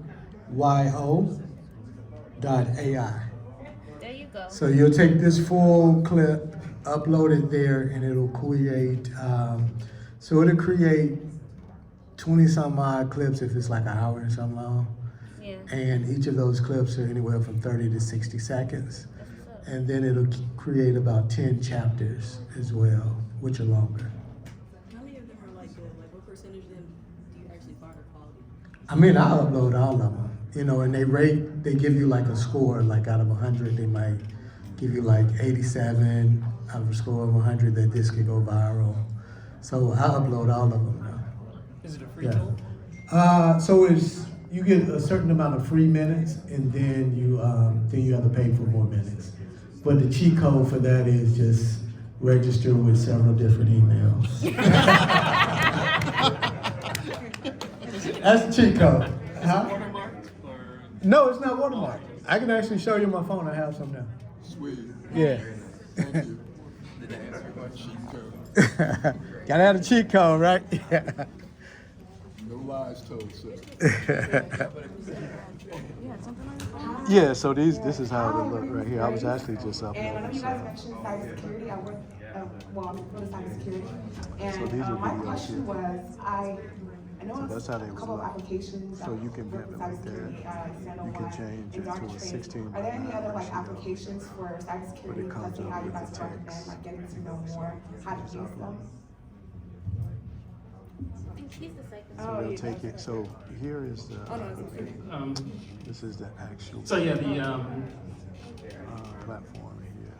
probably just about every cybersecurity company is doing something with AI, and there are some, like you mentioned, Darktrace, that have been doing it even before it became the thing to do. 12 clips out of this 29. There's, I'm not aware of any free tools that you can use, but it certainly is an area that's very ripe for opportunities right now. There's, you've heard of ChatGTP. Yes. So there are malicious clones of that. One is called FraudGTP, and one is called, there's another one, I forget the name of it, but anyway, because ChatGTP has guardrails where, you know, if you ask it to, I want to write some ransomware, it's going to stop you from doing it normally. I mean, there are prompts you can give it to get around it, you know, that's where prompt engineering comes in, but for the most part, it's going to try to stop you. But FraudGTP basically erases those guardrails, so they can, you know, produce the things that you might want to produce. So, working in cybersecurity, you need to be aware of those tools because you're going to have to defend against them. The way ChatGTP is used now, it's for the most part in cybersecurity, or from the attacker's standpoint, is to write phishing emails, you know, to try to entice you to do things. Now, you know, there was a time before ChatGPT came along that you pretty much picked them out by, you know, they would have typos or, you know, weird grammar. You know, but with ChatGPT, it's a perfectly crafted email, and so it's going to fool a lot more people. So, you know, being aware of that as well is important. So, Okay, thank you. Sure. Appreciate it. Yeah. Can I connect with you on LinkedIn? Yeah, definitely.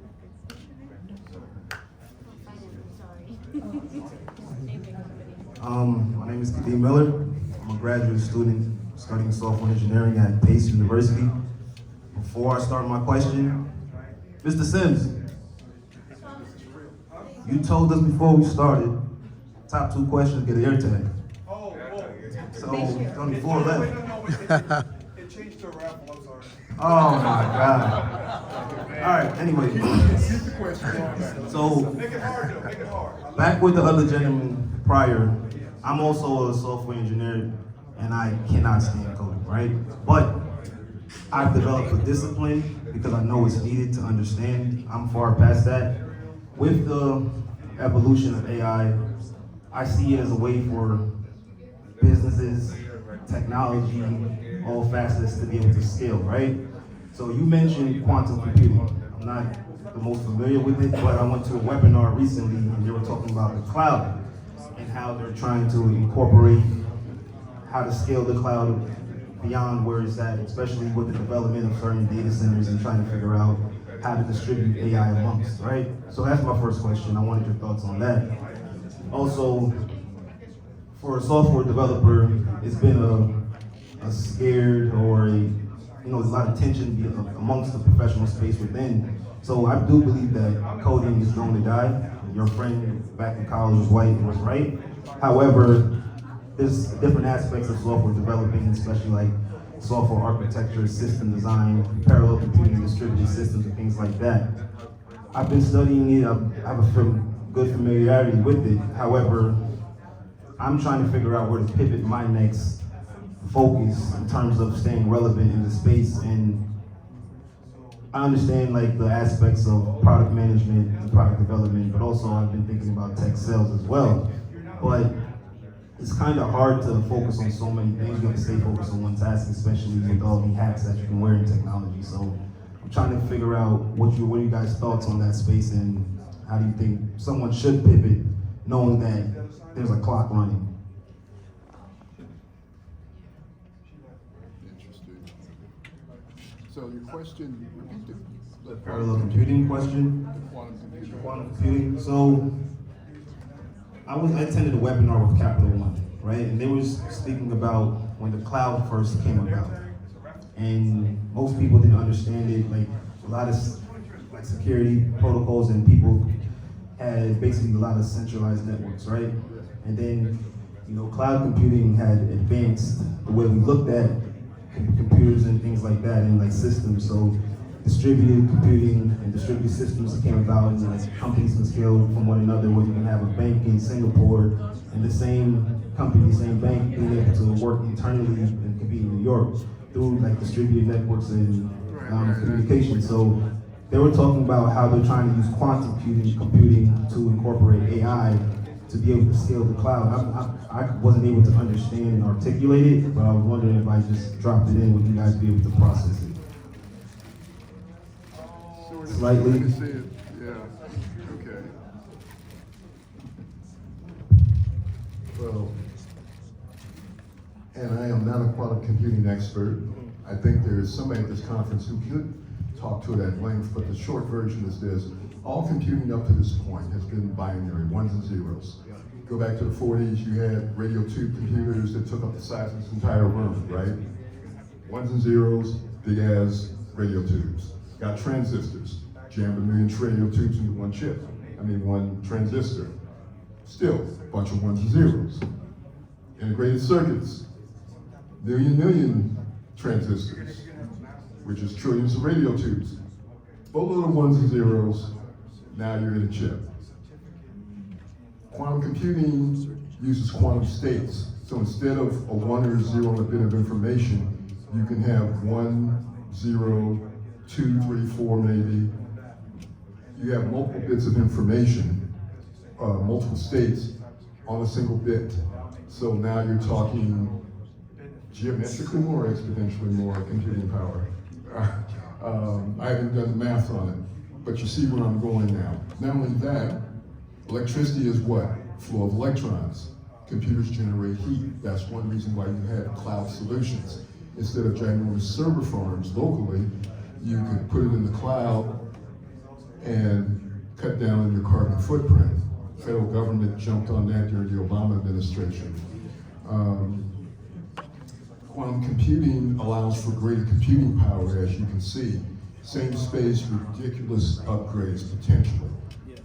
As he stated, the qubits aren't stable yet. So I think we're probably a decade away from So that was going into it because the real thing was like most of the AI is being powered through data centers, right?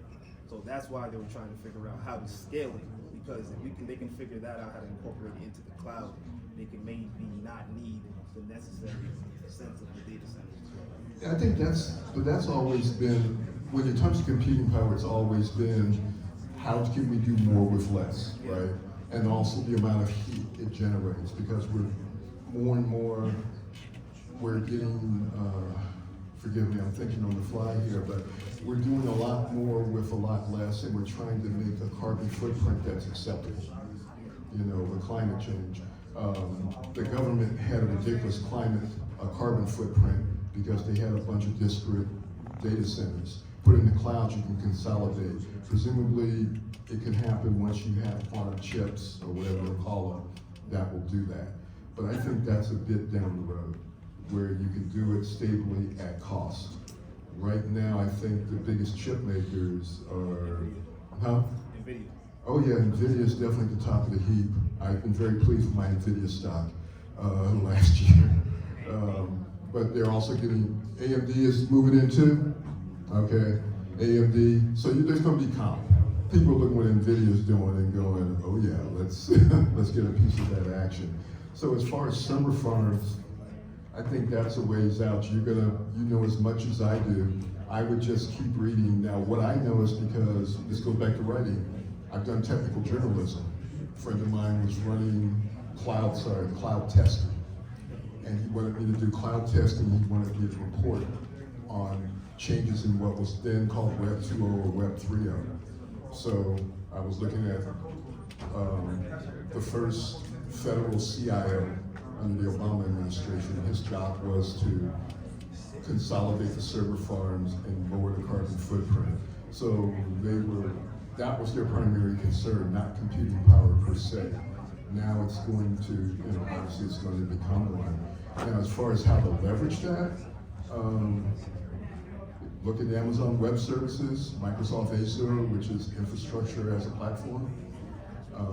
Most of the cloud, a huge, I won't say most, but a significant portion of cloud solutions and people work on them, they're using Azure. Azure, I pronounce it, yeah. And I wrote about Azure when Microsoft first launched it. And it's become probably one of the de facto standards in the years since. I mean, I wrote about this 10 years ago. So I'm a little foggy, forgive me. But Azure and Amazon Web Services, you can't go wrong. And then if it were me, I would look at those two and then start searching and seeing what they're doing with the AI space and how they're incorporated into their solutions. Because Amazon Web Services is huge. I have an AWS certification. Right, but I'm saying they're huge as far as the enterprise scale. That's where Amazon makes their bucks, right? So I would look into, a lot of this is going to be research, and I'll put this caveat in. We can give you our perspectives, right? This is so cutting edge, there are limits to what we know. And so some of the answers will be along the lines of where, if it were me, this is how I would go about it. If I ask questions, that's why I brought this man in. My knowledge stops at a certain point, he takes off from there, he'll probably tell you the same thing. A lot of this is going to be research, your own personal research and development to get ahead of the curve. I joke and call it the National Treasure approach. If you've ever seen National Treasure movies, they're fun. Nicolas Cage, at one point his dad tells him, stop looking for the treasure. It's a clue that leads to another clue, that leads to another clue. But that's essentially what we're doing. I look for something that leads to something that leads to something. And that's, by the way, the idea behind the IT think tank. We all have clues. We're all groping in a semi-darkened room, looking for answers. And each of us will provide the illumination. So I wish you luck in that part of your search.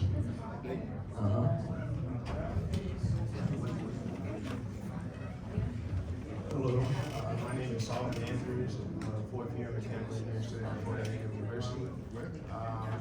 So my question is, I understand that this kind of is revolved around, software engineers, computer scientists, and my question is, AI is kind of developing more, into other fields of study. I'm a mechanical engineer. My professor, I do research with a professor. He's trying to incorporate AI into manufacturing and manufacturing process.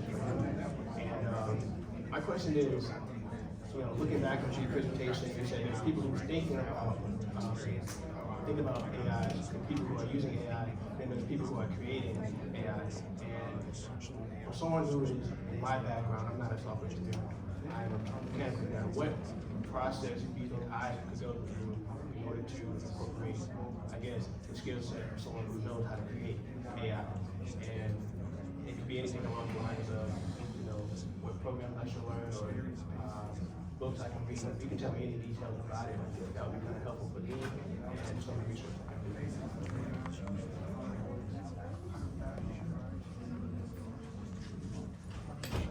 Can you help them make it?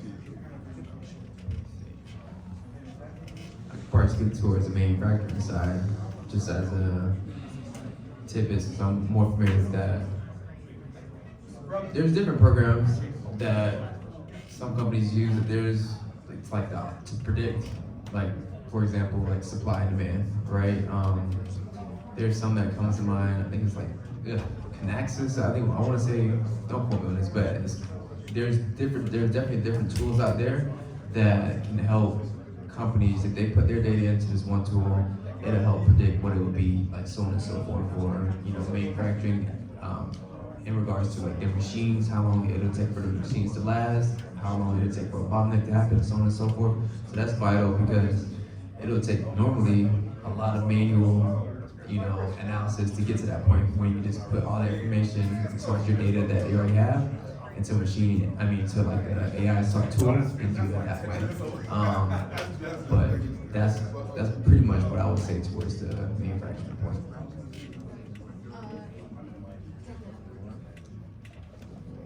As I mentioned earlier, having a domain of expertise is probably one of the most important things you can bring to any AI development, because AI has to operate on something.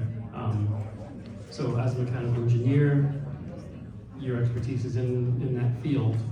So you would try to think, if I were to develop a program, an AI program to help, or mechanical engineering, kind of think, I don't want to say outside the box, but think think what that could entail.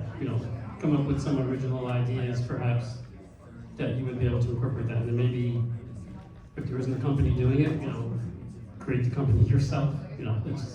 It's just so much opportunity right now. It's unscripted, and I think the early adopters and the early doers are going to be the ones who kind of rule the future. I can add to that. Even you just had an idea. I'll go back to the manufacturing where it's just like, hey, how can I use AI to enhance manufacturing? There's certain prompts that you can, tell the typical Geminis or the ChatGPTs, to where it's like, hey, as an experienced, manufacturing engineer at a top Fortune 500 company, how would they approach XYZ situation? That's one layer, and then you just go down. It's kind of like going through a rabbit hole, but it's just one way to kind of find your way to get to an answer. Maybe just another question that leads to what you're looking for. So, to this point, opportunities are endless. It just depends on how you want to use the tool to help you out. You have a second question? So the second question is kind of to get your opinion on mechanical engineering. So basically, I feel like in mechanical engineering there's an untouched market. I feel like there's something that could be made for mechanical engineers to help them, for instance, like with CAD, where they started creating software to automate the process. I want to make this design, I need to have this much, strength, power, force, etc. And it's like there's actual software being developed to do those things for you, but it's very, very No, go ahead, I can whisper. a lot of things going on there except for it. Yeah. So what is your opinion on that fact? All right, I'll call you back in a few minutes. Untouched All right. Wait a minute, the last part? like an untouched market like this, not a lot. You talking about Mackie being an untouched market? From AI? For AI and First caveat, I won't pretend to speak knowledgeably on what's going on in mechanical engineering. You can. One thing I would do is reach out to other mechanical engineers who are in the industry, other professors, expand your universe of contact. It's your first step towards networking. Remember I talked about the LinkedIn profile? Create a LinkedIn page or LinkedIn post and throw that question out there. You'll be surprised at the answers you get. CAD/CAM definitely replaced the drafting table. And drafting was my favorite course in high school, so that kind of made me weep a little. And I had friends when we all came out of college, and I won't tell you what year because that just depresses me, but there was a huge CAD/CAM market. So that was the cutting edge of CAD/CAM. For you, and you're looking for ways to utilize AI, like you said, ChatGPT saying, hey, what markets are available? That's going to open doors. LinkedIn will open doors. I would also encourage everybody in here, and I mean everybody, whether you're talking to somebody else next to you or not, they'll be the ones missing out. Go to entrepreneurial conferences, in and out of NSBE. As Daryl said, you're an early adopter. This is where you can create your revolutionary pack. You may not mean to, but a lot of entrepreneurial ventures, a lot of companies, a lot of great million-dollar ideas come from somebody asking the question, how can I use X to do Y? You look around, nobody's doing it. you become the person who does it. So do I think it's markets? Yeah, especially if you can't. I think one of the simple tests is this. It sounds trite, but if you can't think of anybody who's doing what you want done, there you go, create it. Your market's there. This is me gonna get on, I'm usually due for one soapbox moment when I'm in this situation. This might be my soapbox. If there's one thing about NSBE that always inspired us, a couple things. First thing was, first time you show up at your first conference. Is this your first conference? Okay, but at your first conference, did you look around and go, damn, all these are black folks, they're all doing engineering, they're all doing STEM. Who didn't have that experience? And I'm telling you something, my elders felt that way. My friends who worked in technology felt that way, went to a NSBE conference, right? The second thing that happened was, wow, anything is possible. You know, one thing about being in school, and it's a regret of mine, but I didn't know better. So this is me going, if I could have a do-over in life when it comes to technology, would have been taking more business courses, seeking out and understanding the entrepreneurial side, because the money isn't in coding. Never has been for me, technologically speaking, right? Marketers, salespeople make money, but how do you become a creative? Because sometimes when we're focused on our schoolwork, we're learning how to pass the test. We're learning the technology, we're not learning the possibilities. I would strongly encourage you, at this point in your life, when you're paid to make mistakes when you get a job, that's what I tell people when they start out, that's what they told me, and they were right. This is your chance to create. You've got opportunities, you're hitting the cutting edge of a technology that's going to transform our society. The same way the internet did, the same way, space travel did. No, we're not going to Mars, but a lot of the technology that we use today, original cellular communications from the space industry, frozen concentrated orange juice, the space industry, there's microwave ovens, right? Information technology. You realize there's more computing power in one of these than the rocket that went to the moon? Right? I mean, you're hitting another one right now that's going to hit every aspect of society. So my answer, not to be arrogant, I'm telling you this sincerely. The question you asked should be the answer you're giving to me. I'm wondering what you would do in mechanical engineering. The simplest answer I would give you is think about what you want done and how do you get there. And if nobody's doing it, business op. And ask your professor, how do I launch this? If he can't, work it up the food chain, use LinkedIn. There are mechanical engineers. One thing I've noticed, there's somebody who's thinking about your question. They may or may not have an answer, but they're damn sure thinking about it. Until you put your heads together, you get your answer. Good luck.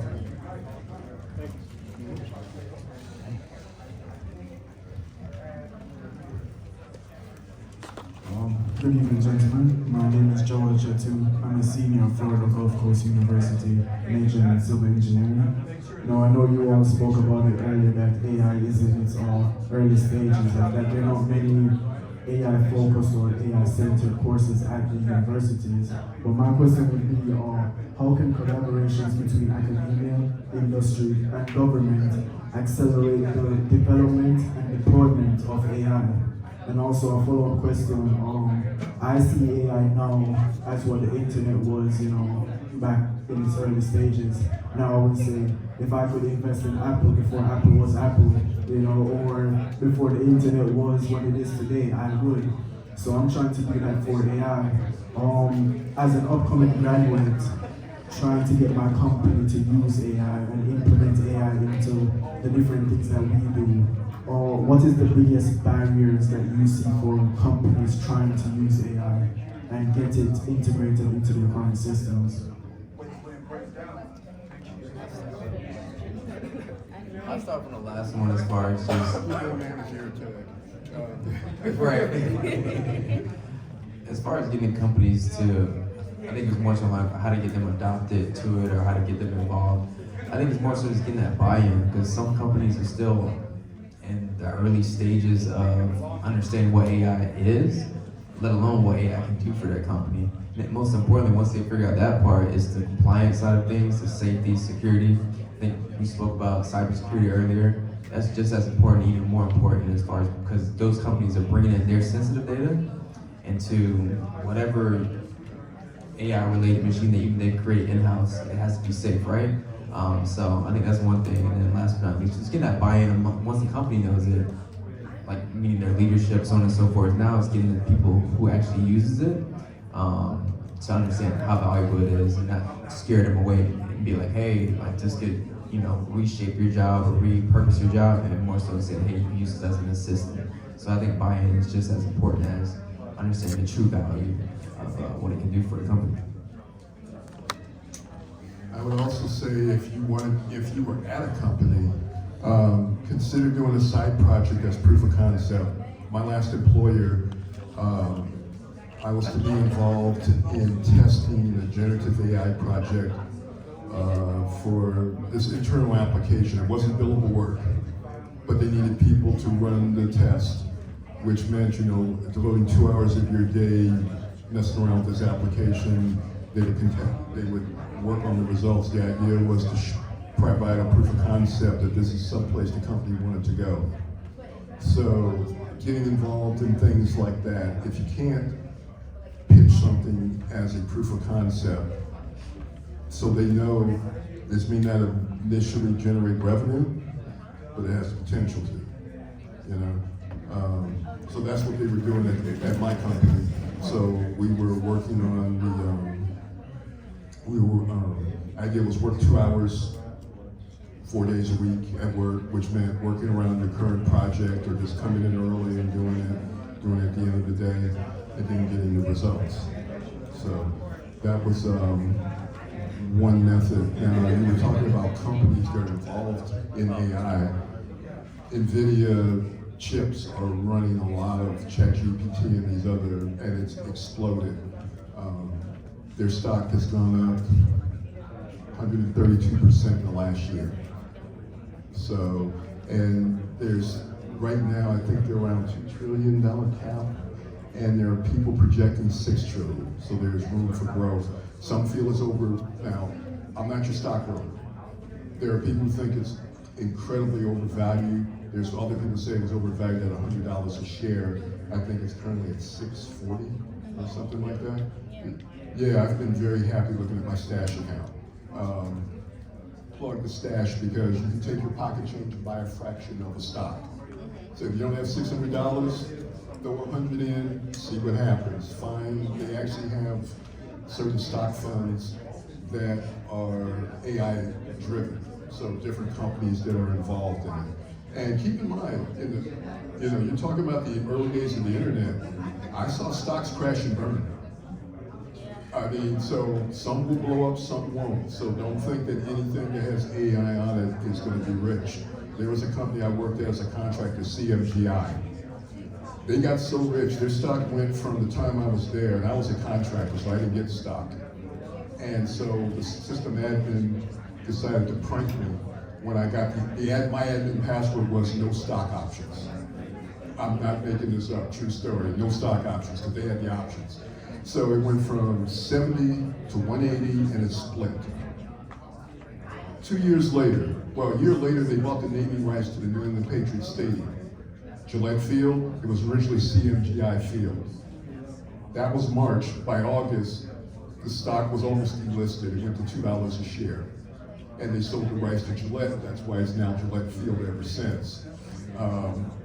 Bit of history for you. But that's the rocket some of the internet stocks took, a lot of them. So for every system, right? And that's one of the things I would look for. People who are involved in the infrastructure of a technology. Cisco was part of the infrastructure. Cisco's still here, Cisco's still kicking. Google, right? It's become a verb, right? Yeah. So those people are the ones I look for. I happen to think NVIDIA is one of those. There'll probably be others.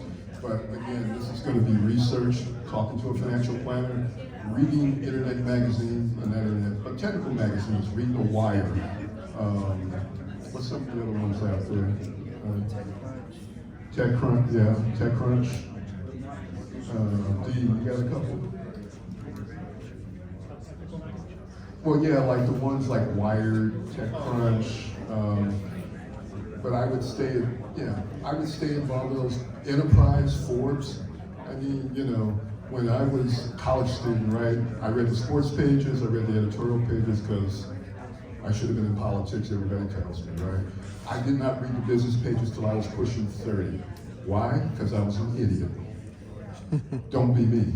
Start reading the business pages, start checking out the Forbes, really get into it, and then, you know, put your toe in the water. But I would look for, to your question, I would look for the people who are going to be part of the infrastructure of AI, because they're not going away. You know, the other ones, you know, there'll be some flashy ones, there'll be some, I don't know, maybe video.ai might be one to look into that he's using. I look at stuff that people use every day that I believe in. I got into NVIDIA not because of AI. I got into NVIDIA because I helped my fiance's daughter build a computer. So we went to Micro Center, and I knew we needed an NVIDIA graphics card because she needed something that was strong enough to last for 4 years of college, because we wouldn't buy another computer for her. Right? So, and then I go back a month later to pick up some gear, and they have a sign in the window, this is during the pandemic, sorry, we're out of NVIDIA equipment for now, come back in a month.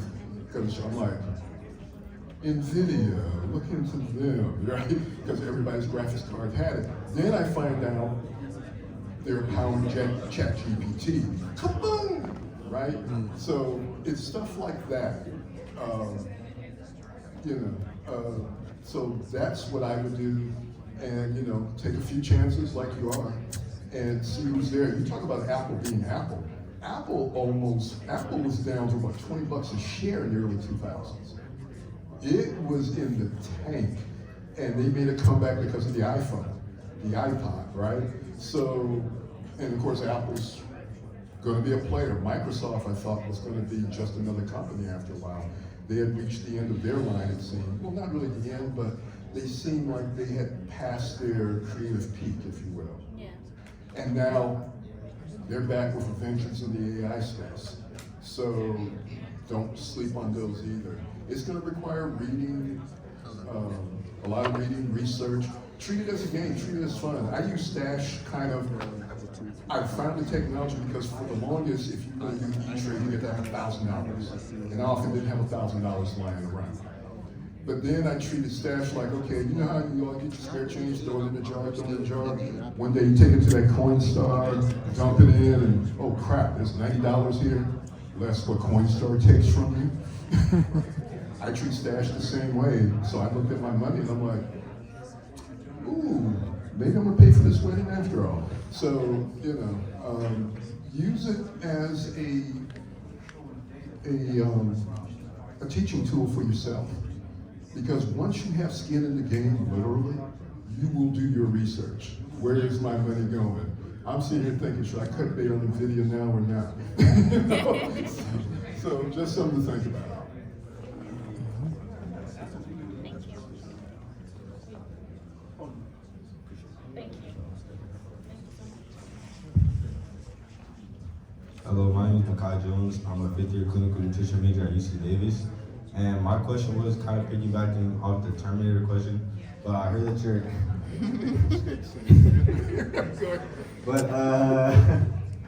so I heard that your question was like you have to apply a law to whatever AI or whatever system, like that was generally what you were saying, right?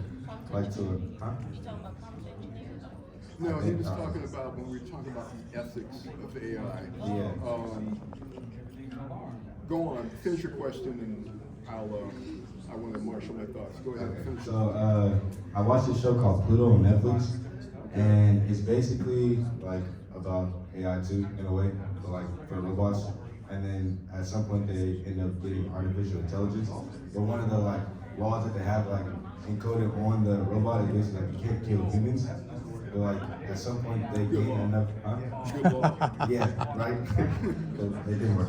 Yeah, so at some point, like they had like enough artificial intelligence that they had emotion. So like at some point they were able to like actually kill humans, but it wasn't like a certain few. And I was wondering like, what do you guys' knowledge on AI and things of that sort? How possible do you think that is? And if so, like, how would you go about kind of mediating a robot like bypassing the law that you encoded on?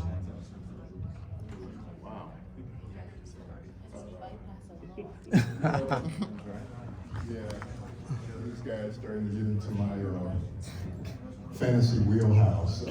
I grew up reading Isaac Asimov, Robert Heinlein, Ray Bradbury. I came to STEM the honest way. I watched a lot of Star Trek. Isaac Asimov had 3 laws of robotics, which is kind of what they did off of. Law 1, robot can't harm a human, allow a human to come to harm through inaction. There's 3 laws of robotics, but basically the first one and then the other 2 spin off of the first one, and you can't violate the first one no matter what. And he basically wrote several books with that in mind. Check it out, it's fascinating reading. Isaac Asimov, just look him up. Isaac Asimov, iRobot with Will Smith. Yeah, okay, it's based off a book of his, a classic book. Another one's The Bicentennial Man that starred Robin Williams. I am a complete geek, I will stop here.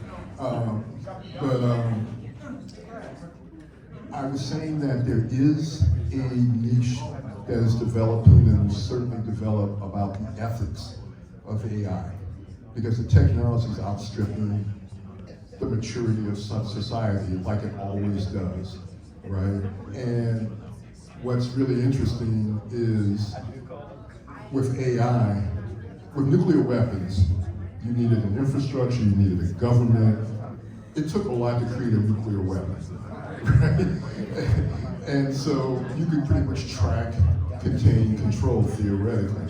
Same thing, even when you got to suitcase-sized dirty bombs, right? You still could track, contain, because you had this whole infrastructure. And we were pretty freaking immature with nuclear weapons, when you think about it, right? With AI, you got enough computing, you got a couple good computers at home, you know what you're doing. We already have enough problem with hackers. And as this man will tell you, when it comes to malicious hacking and cyber attacks, right now add AI into the mix. I don't know. I was watching, it's funny, I was binge watching Designated Survivor, which is really a much more interesting show I gave it credit for. In season 3, they're talking about people biohacking, having biological biohacking weapons. Think of CRISPR, but used the wrong way. CRISPR is what gave us the COVID vaccines in record time, right? Exactly, but think about evil CRISPR with a lot less overhead. So I think one of the things I was saying is one thing you can do is basically, some of the things we have to do with AI is we need legal structure. But it's going to be an uphill battle. I mean, look what's happening with Facebook, the internet, where Facebook, Instagram, they're talking about banning TikTok. And I'm lukewarm on it. I can see both sides of the debate. That, especially the fact that, a foreign government can basically just snatch all of your private info. But Facebook has the same concern. Nobody's banning Facebook for obvious reasons. Nobody's banning Instagram. So, and then creating laws, you have lawmakers who don't know the right questions to ask. If you've seen some of these hearings, it's embarrassing. It's like, Grandpa, sit down. It's like, and I've talked with some friends of mine on our WhatsApp about how do we create an entity that can at least advise politicians on how to ask the right freaking questions. So that's an uphill battle. Now we need laws to regulate AI, and we have clueless lawmakers, and we're still groping in a dark room. We do need legal constraints. more so talking about like the laws that you would put on the robot, like kind of like the code. 'Cause Well, you could, yeah. I mean, you could encode Asimov's 3 laws. There's already talk about that. Fortunately, Isaac Asimov is long departed, so he could sue for megabucks over this. So could you put it in the coding? Sure. But then how the complexities you talk about, that's something that has to be ratcheted out. You basically stuck your foot in the waters of AI ethics, which is a growing field. Don't ask me how you make money yet, otherwise I'd have been there a long time ago. But I'm going to look into it. But the ethics of AI is not just who could use it irrationally, but perhaps as we start using artificial life or robots, how do we do it? But you look at Tesla car with auto drive. It's not perfect, but they have certain constraints in place that keep the car from deciding, we're late getting home, I want to go to 100 miles an hour and drive down the median and kill everybody, right? Tesla has constraints on that. So some of that stuff exists. As far as what you're talking about, that sophisticated level, I don't think we're there yet. And I think that is, right now, is still a philosophical conversation. But there is a space for it. And again, research it. See what you can find out who's, drilling into that area, because there is exploration going on ahead of time. My concern that I was voicing was, while we're doing that, do we proactively put legislative steps in place to control this before people exploit it? Because there's too much potential for this going wrong, and I don't have a lot of faith in humans. I'm sorry, I don't. I'm not that cynical, I just know my history. And I see how people abuse it. And again, the other thing I was saying that I was pointing out was, there are things we do sometimes, there are things that are norms, customs, traditions. And I can quote Asimov, sometimes tradition is more powerful than law. However, what we've seen in the last decade is that there are people who can see a norm and go, oh, that's not a law. I can't go to jail for that. Let me run over it. And then the system collapses. So you don't want norms and best practices, in some cases, governing everything critical. I want laws. I want, you cross this line, there will be a penalty. So don't cross that line. That's what I was getting at as far as that goes. So forgive the long-windedness.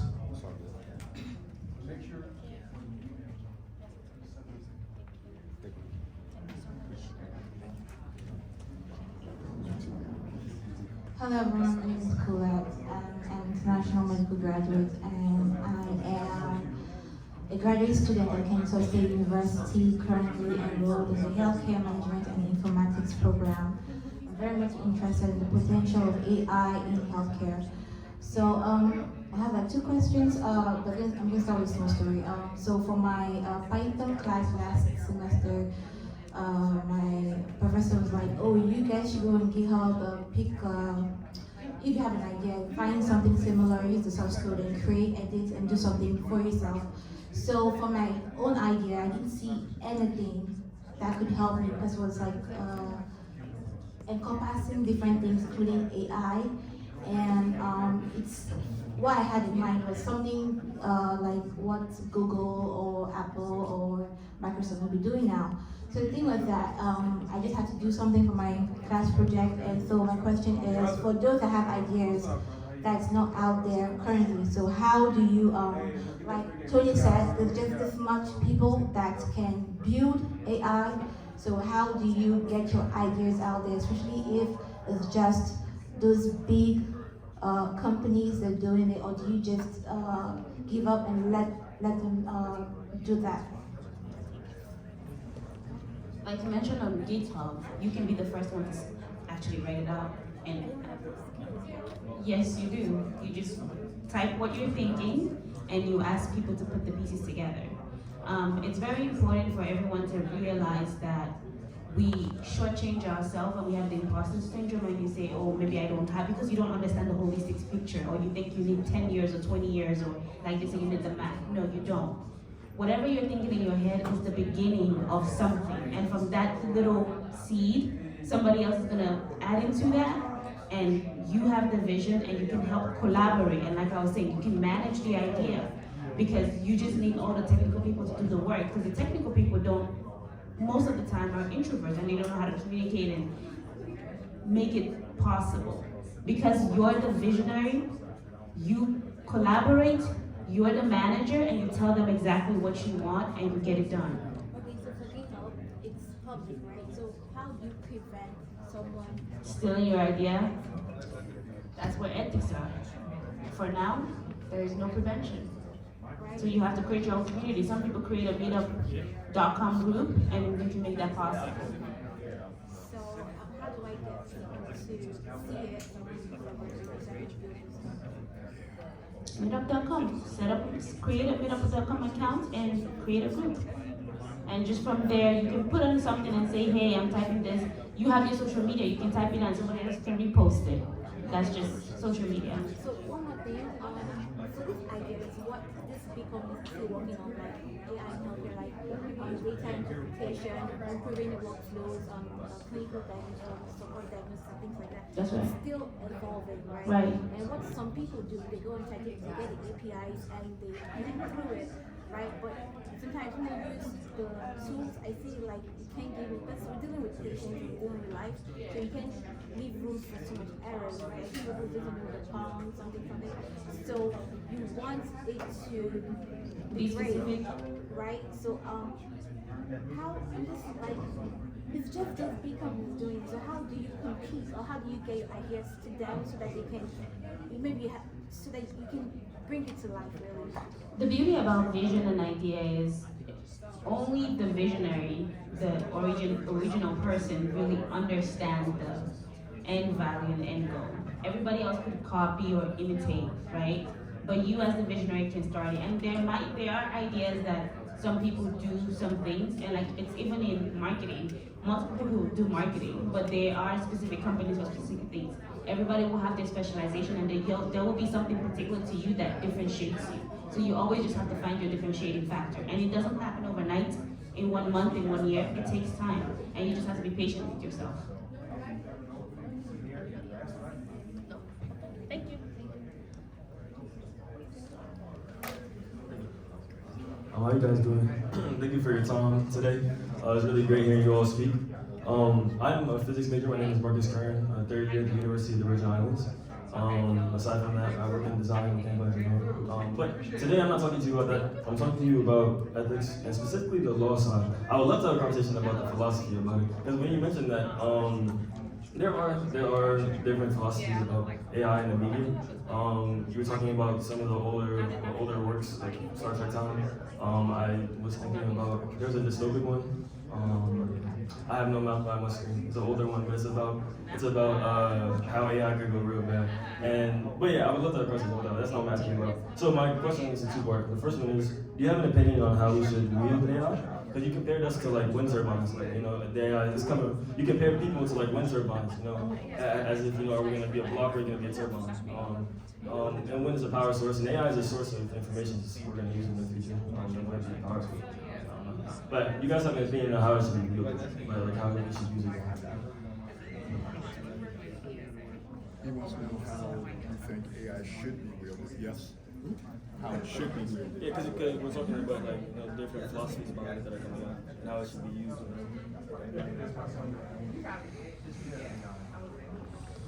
Well, yeah, certainly it should be used as a tool for helping productivity, I'd say, and also creativity. And it also needs to be monitored, I guess, because there will be people who want to use it for bad things, so you have to keep checks on that. But I think all in all, it'll be more good than bad. It'll help more than it hurts. But, you know, I think different fields will use it in different ways. Like someone I think one of the people before was talking about healthcare. You know, I mean, AI is being used now to discover new drugs. You know, just trying different combinations that humans haven't tried before, and finding those drugs. So things like that, where it actually helps to advance the technology of healthcare in this case, and of other areas, I think, is how I would hope it gets wielded.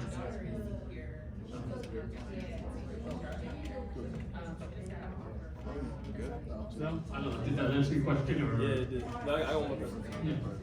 We can hear you. So aside from that, I guess from a legal standpoint, AI soon is there's gonna be a lot of interest in it from the legal side, because not only the money in it, but the ethical part of it, and the fact that it applies to every industry. So addressing it legally, that's kind of really what I'm asking. Like going forward. No. Yeah, but yeah, that's what like going forward. You know, we're gonna have to make decisions on how we deal with it, how we look at it. Is it going to be just a tool, or is it going to work side by side with us? It's going to be something where it's mutualistic, where we continue to develop, or is it going to be something that people, you know, the developers are controlling it and people are just using it? Well, my short answer would be it depends. But I think some of this is going to be determined by us, some of it's going to be determined by the market. There's what I would like to see, and then what the market will allow. And what I mean by that is some of these constraints, for example, one of the first ones is in Hollywood, the writer's strike and the actor's strike. A big part of the delay in signing the deal, they fought over the influence of AI on future earnings. Because, you know, I don't know if you heard about this, Tyler Perry recently took a look at AI and said, you know, this is going to be trouble. Of course, there are a lot of jokes about AI making a better Tyler Perry movie than Tyler Perry could. Your mileage may vary. Only his turf, I better be careful. But in the actors, the SAG and the writers' strike, they were concerned about the legal aspects of, say, me being shot as an extra in a Star Wars movie, and then me being used, virtual George being used in the next 10 Star Wars movies, and I get not a dime for it.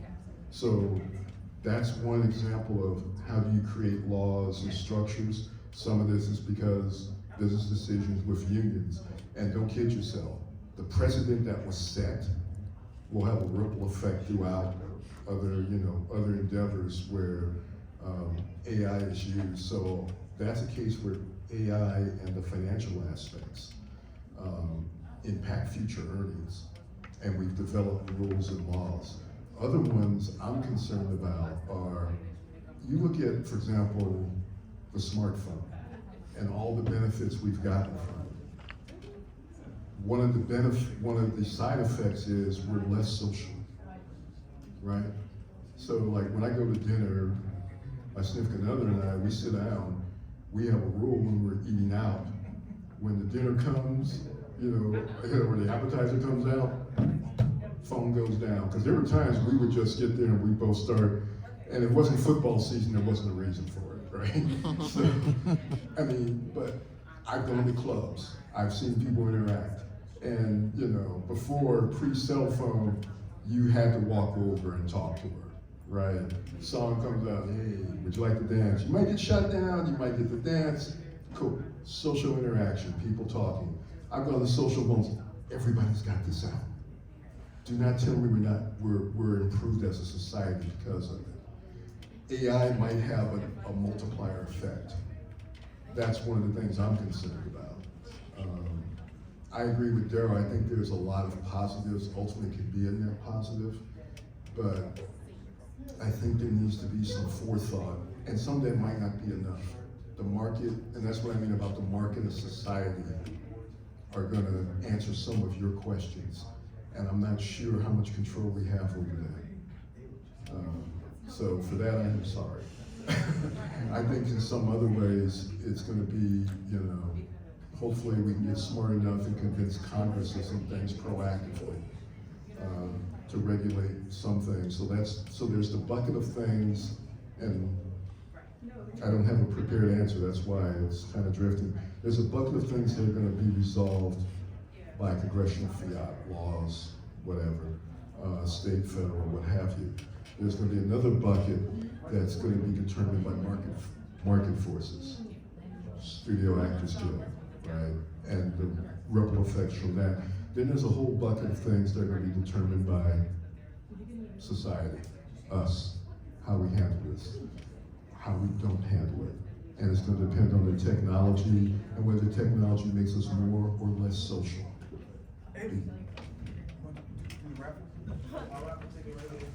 Actually, I did want to piggyback off of that. The one area that I think has the greatest potential to sort of halt progress in Gen AI is copyright law.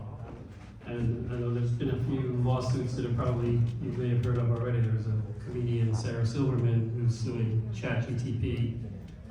There was a whole series of episodes created based on the humor of George Carlin, and his estate is suing over that. So I think copyright law has the potential, I think, to sort of shut down and really put the brakes on a lot of this degenerative AI. We mentioned Sora, the new way of making films that got Tyler Perry scared. It's not out yet. The CTO of OpenAI was being interviewed, and she was asked point blank, where did your training material come from? She didn't admit to it, but it's basically all the videos that are out there, which means everybody who we know who has videos, and whether it's hosted on YouTube and it's privately owned, or whether it's a studio that owns the copyright. So she wouldn't fess up to it, but those types of lawsuits, I think, are going to be coming more and more prevalent, and it'll be interesting to see how it shakes out. Thank you. So I have one last question I'm going to do after real quick. That is very loud, oh my god. Hi, my name is Arius Robinson. I am a double major of computer science and journalism. I lean a lot more heavily into the journalism side, and I go to Georgia State University. We talked a lot about writing and how that's a large focus in computer science. I grew up around computers since I was 7. I remember Windows Millennium 98, I remember dial-up. And through that, I gained a love of computers and engineering, just not coding. But outside of my academic experience, I also have 6 years in the hospitality industry, whether that's sales, branding, marketing, design, product management, the whole thing. My question is, how can I best leverage my skills to land a job in tech? It doesn't have to necessarily be AI focused, because I do have AI projects on the side, but I'm just trying to understand how can I take my skills and apply them to tech. I'm going to answer this one. It's very easy. I can actually already answer the question. You need people who are good in writing and understanding tech to be able to communicate to the user. You're already doing everything correctly. You just have to connect the dots, which is basically you have the foundation of computer science and computer engineering. You just need to be able to write. Maybe you can start, like right now in school, you start blogging, about WordPress and everything. The most important thing on our slides we're saying is branding yourself.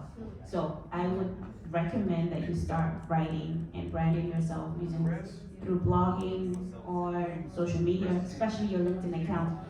Coming to these conferences and networking, you build that network base and you're writing already. So if somebody needed somebody to write like a publication or whatever, they can reach out to you because you've already been writing while you're in school. You're leveraging all of that stuff, and you can get published by the time you graduate. So you're already doing all the right things. You just need to get yourself out there.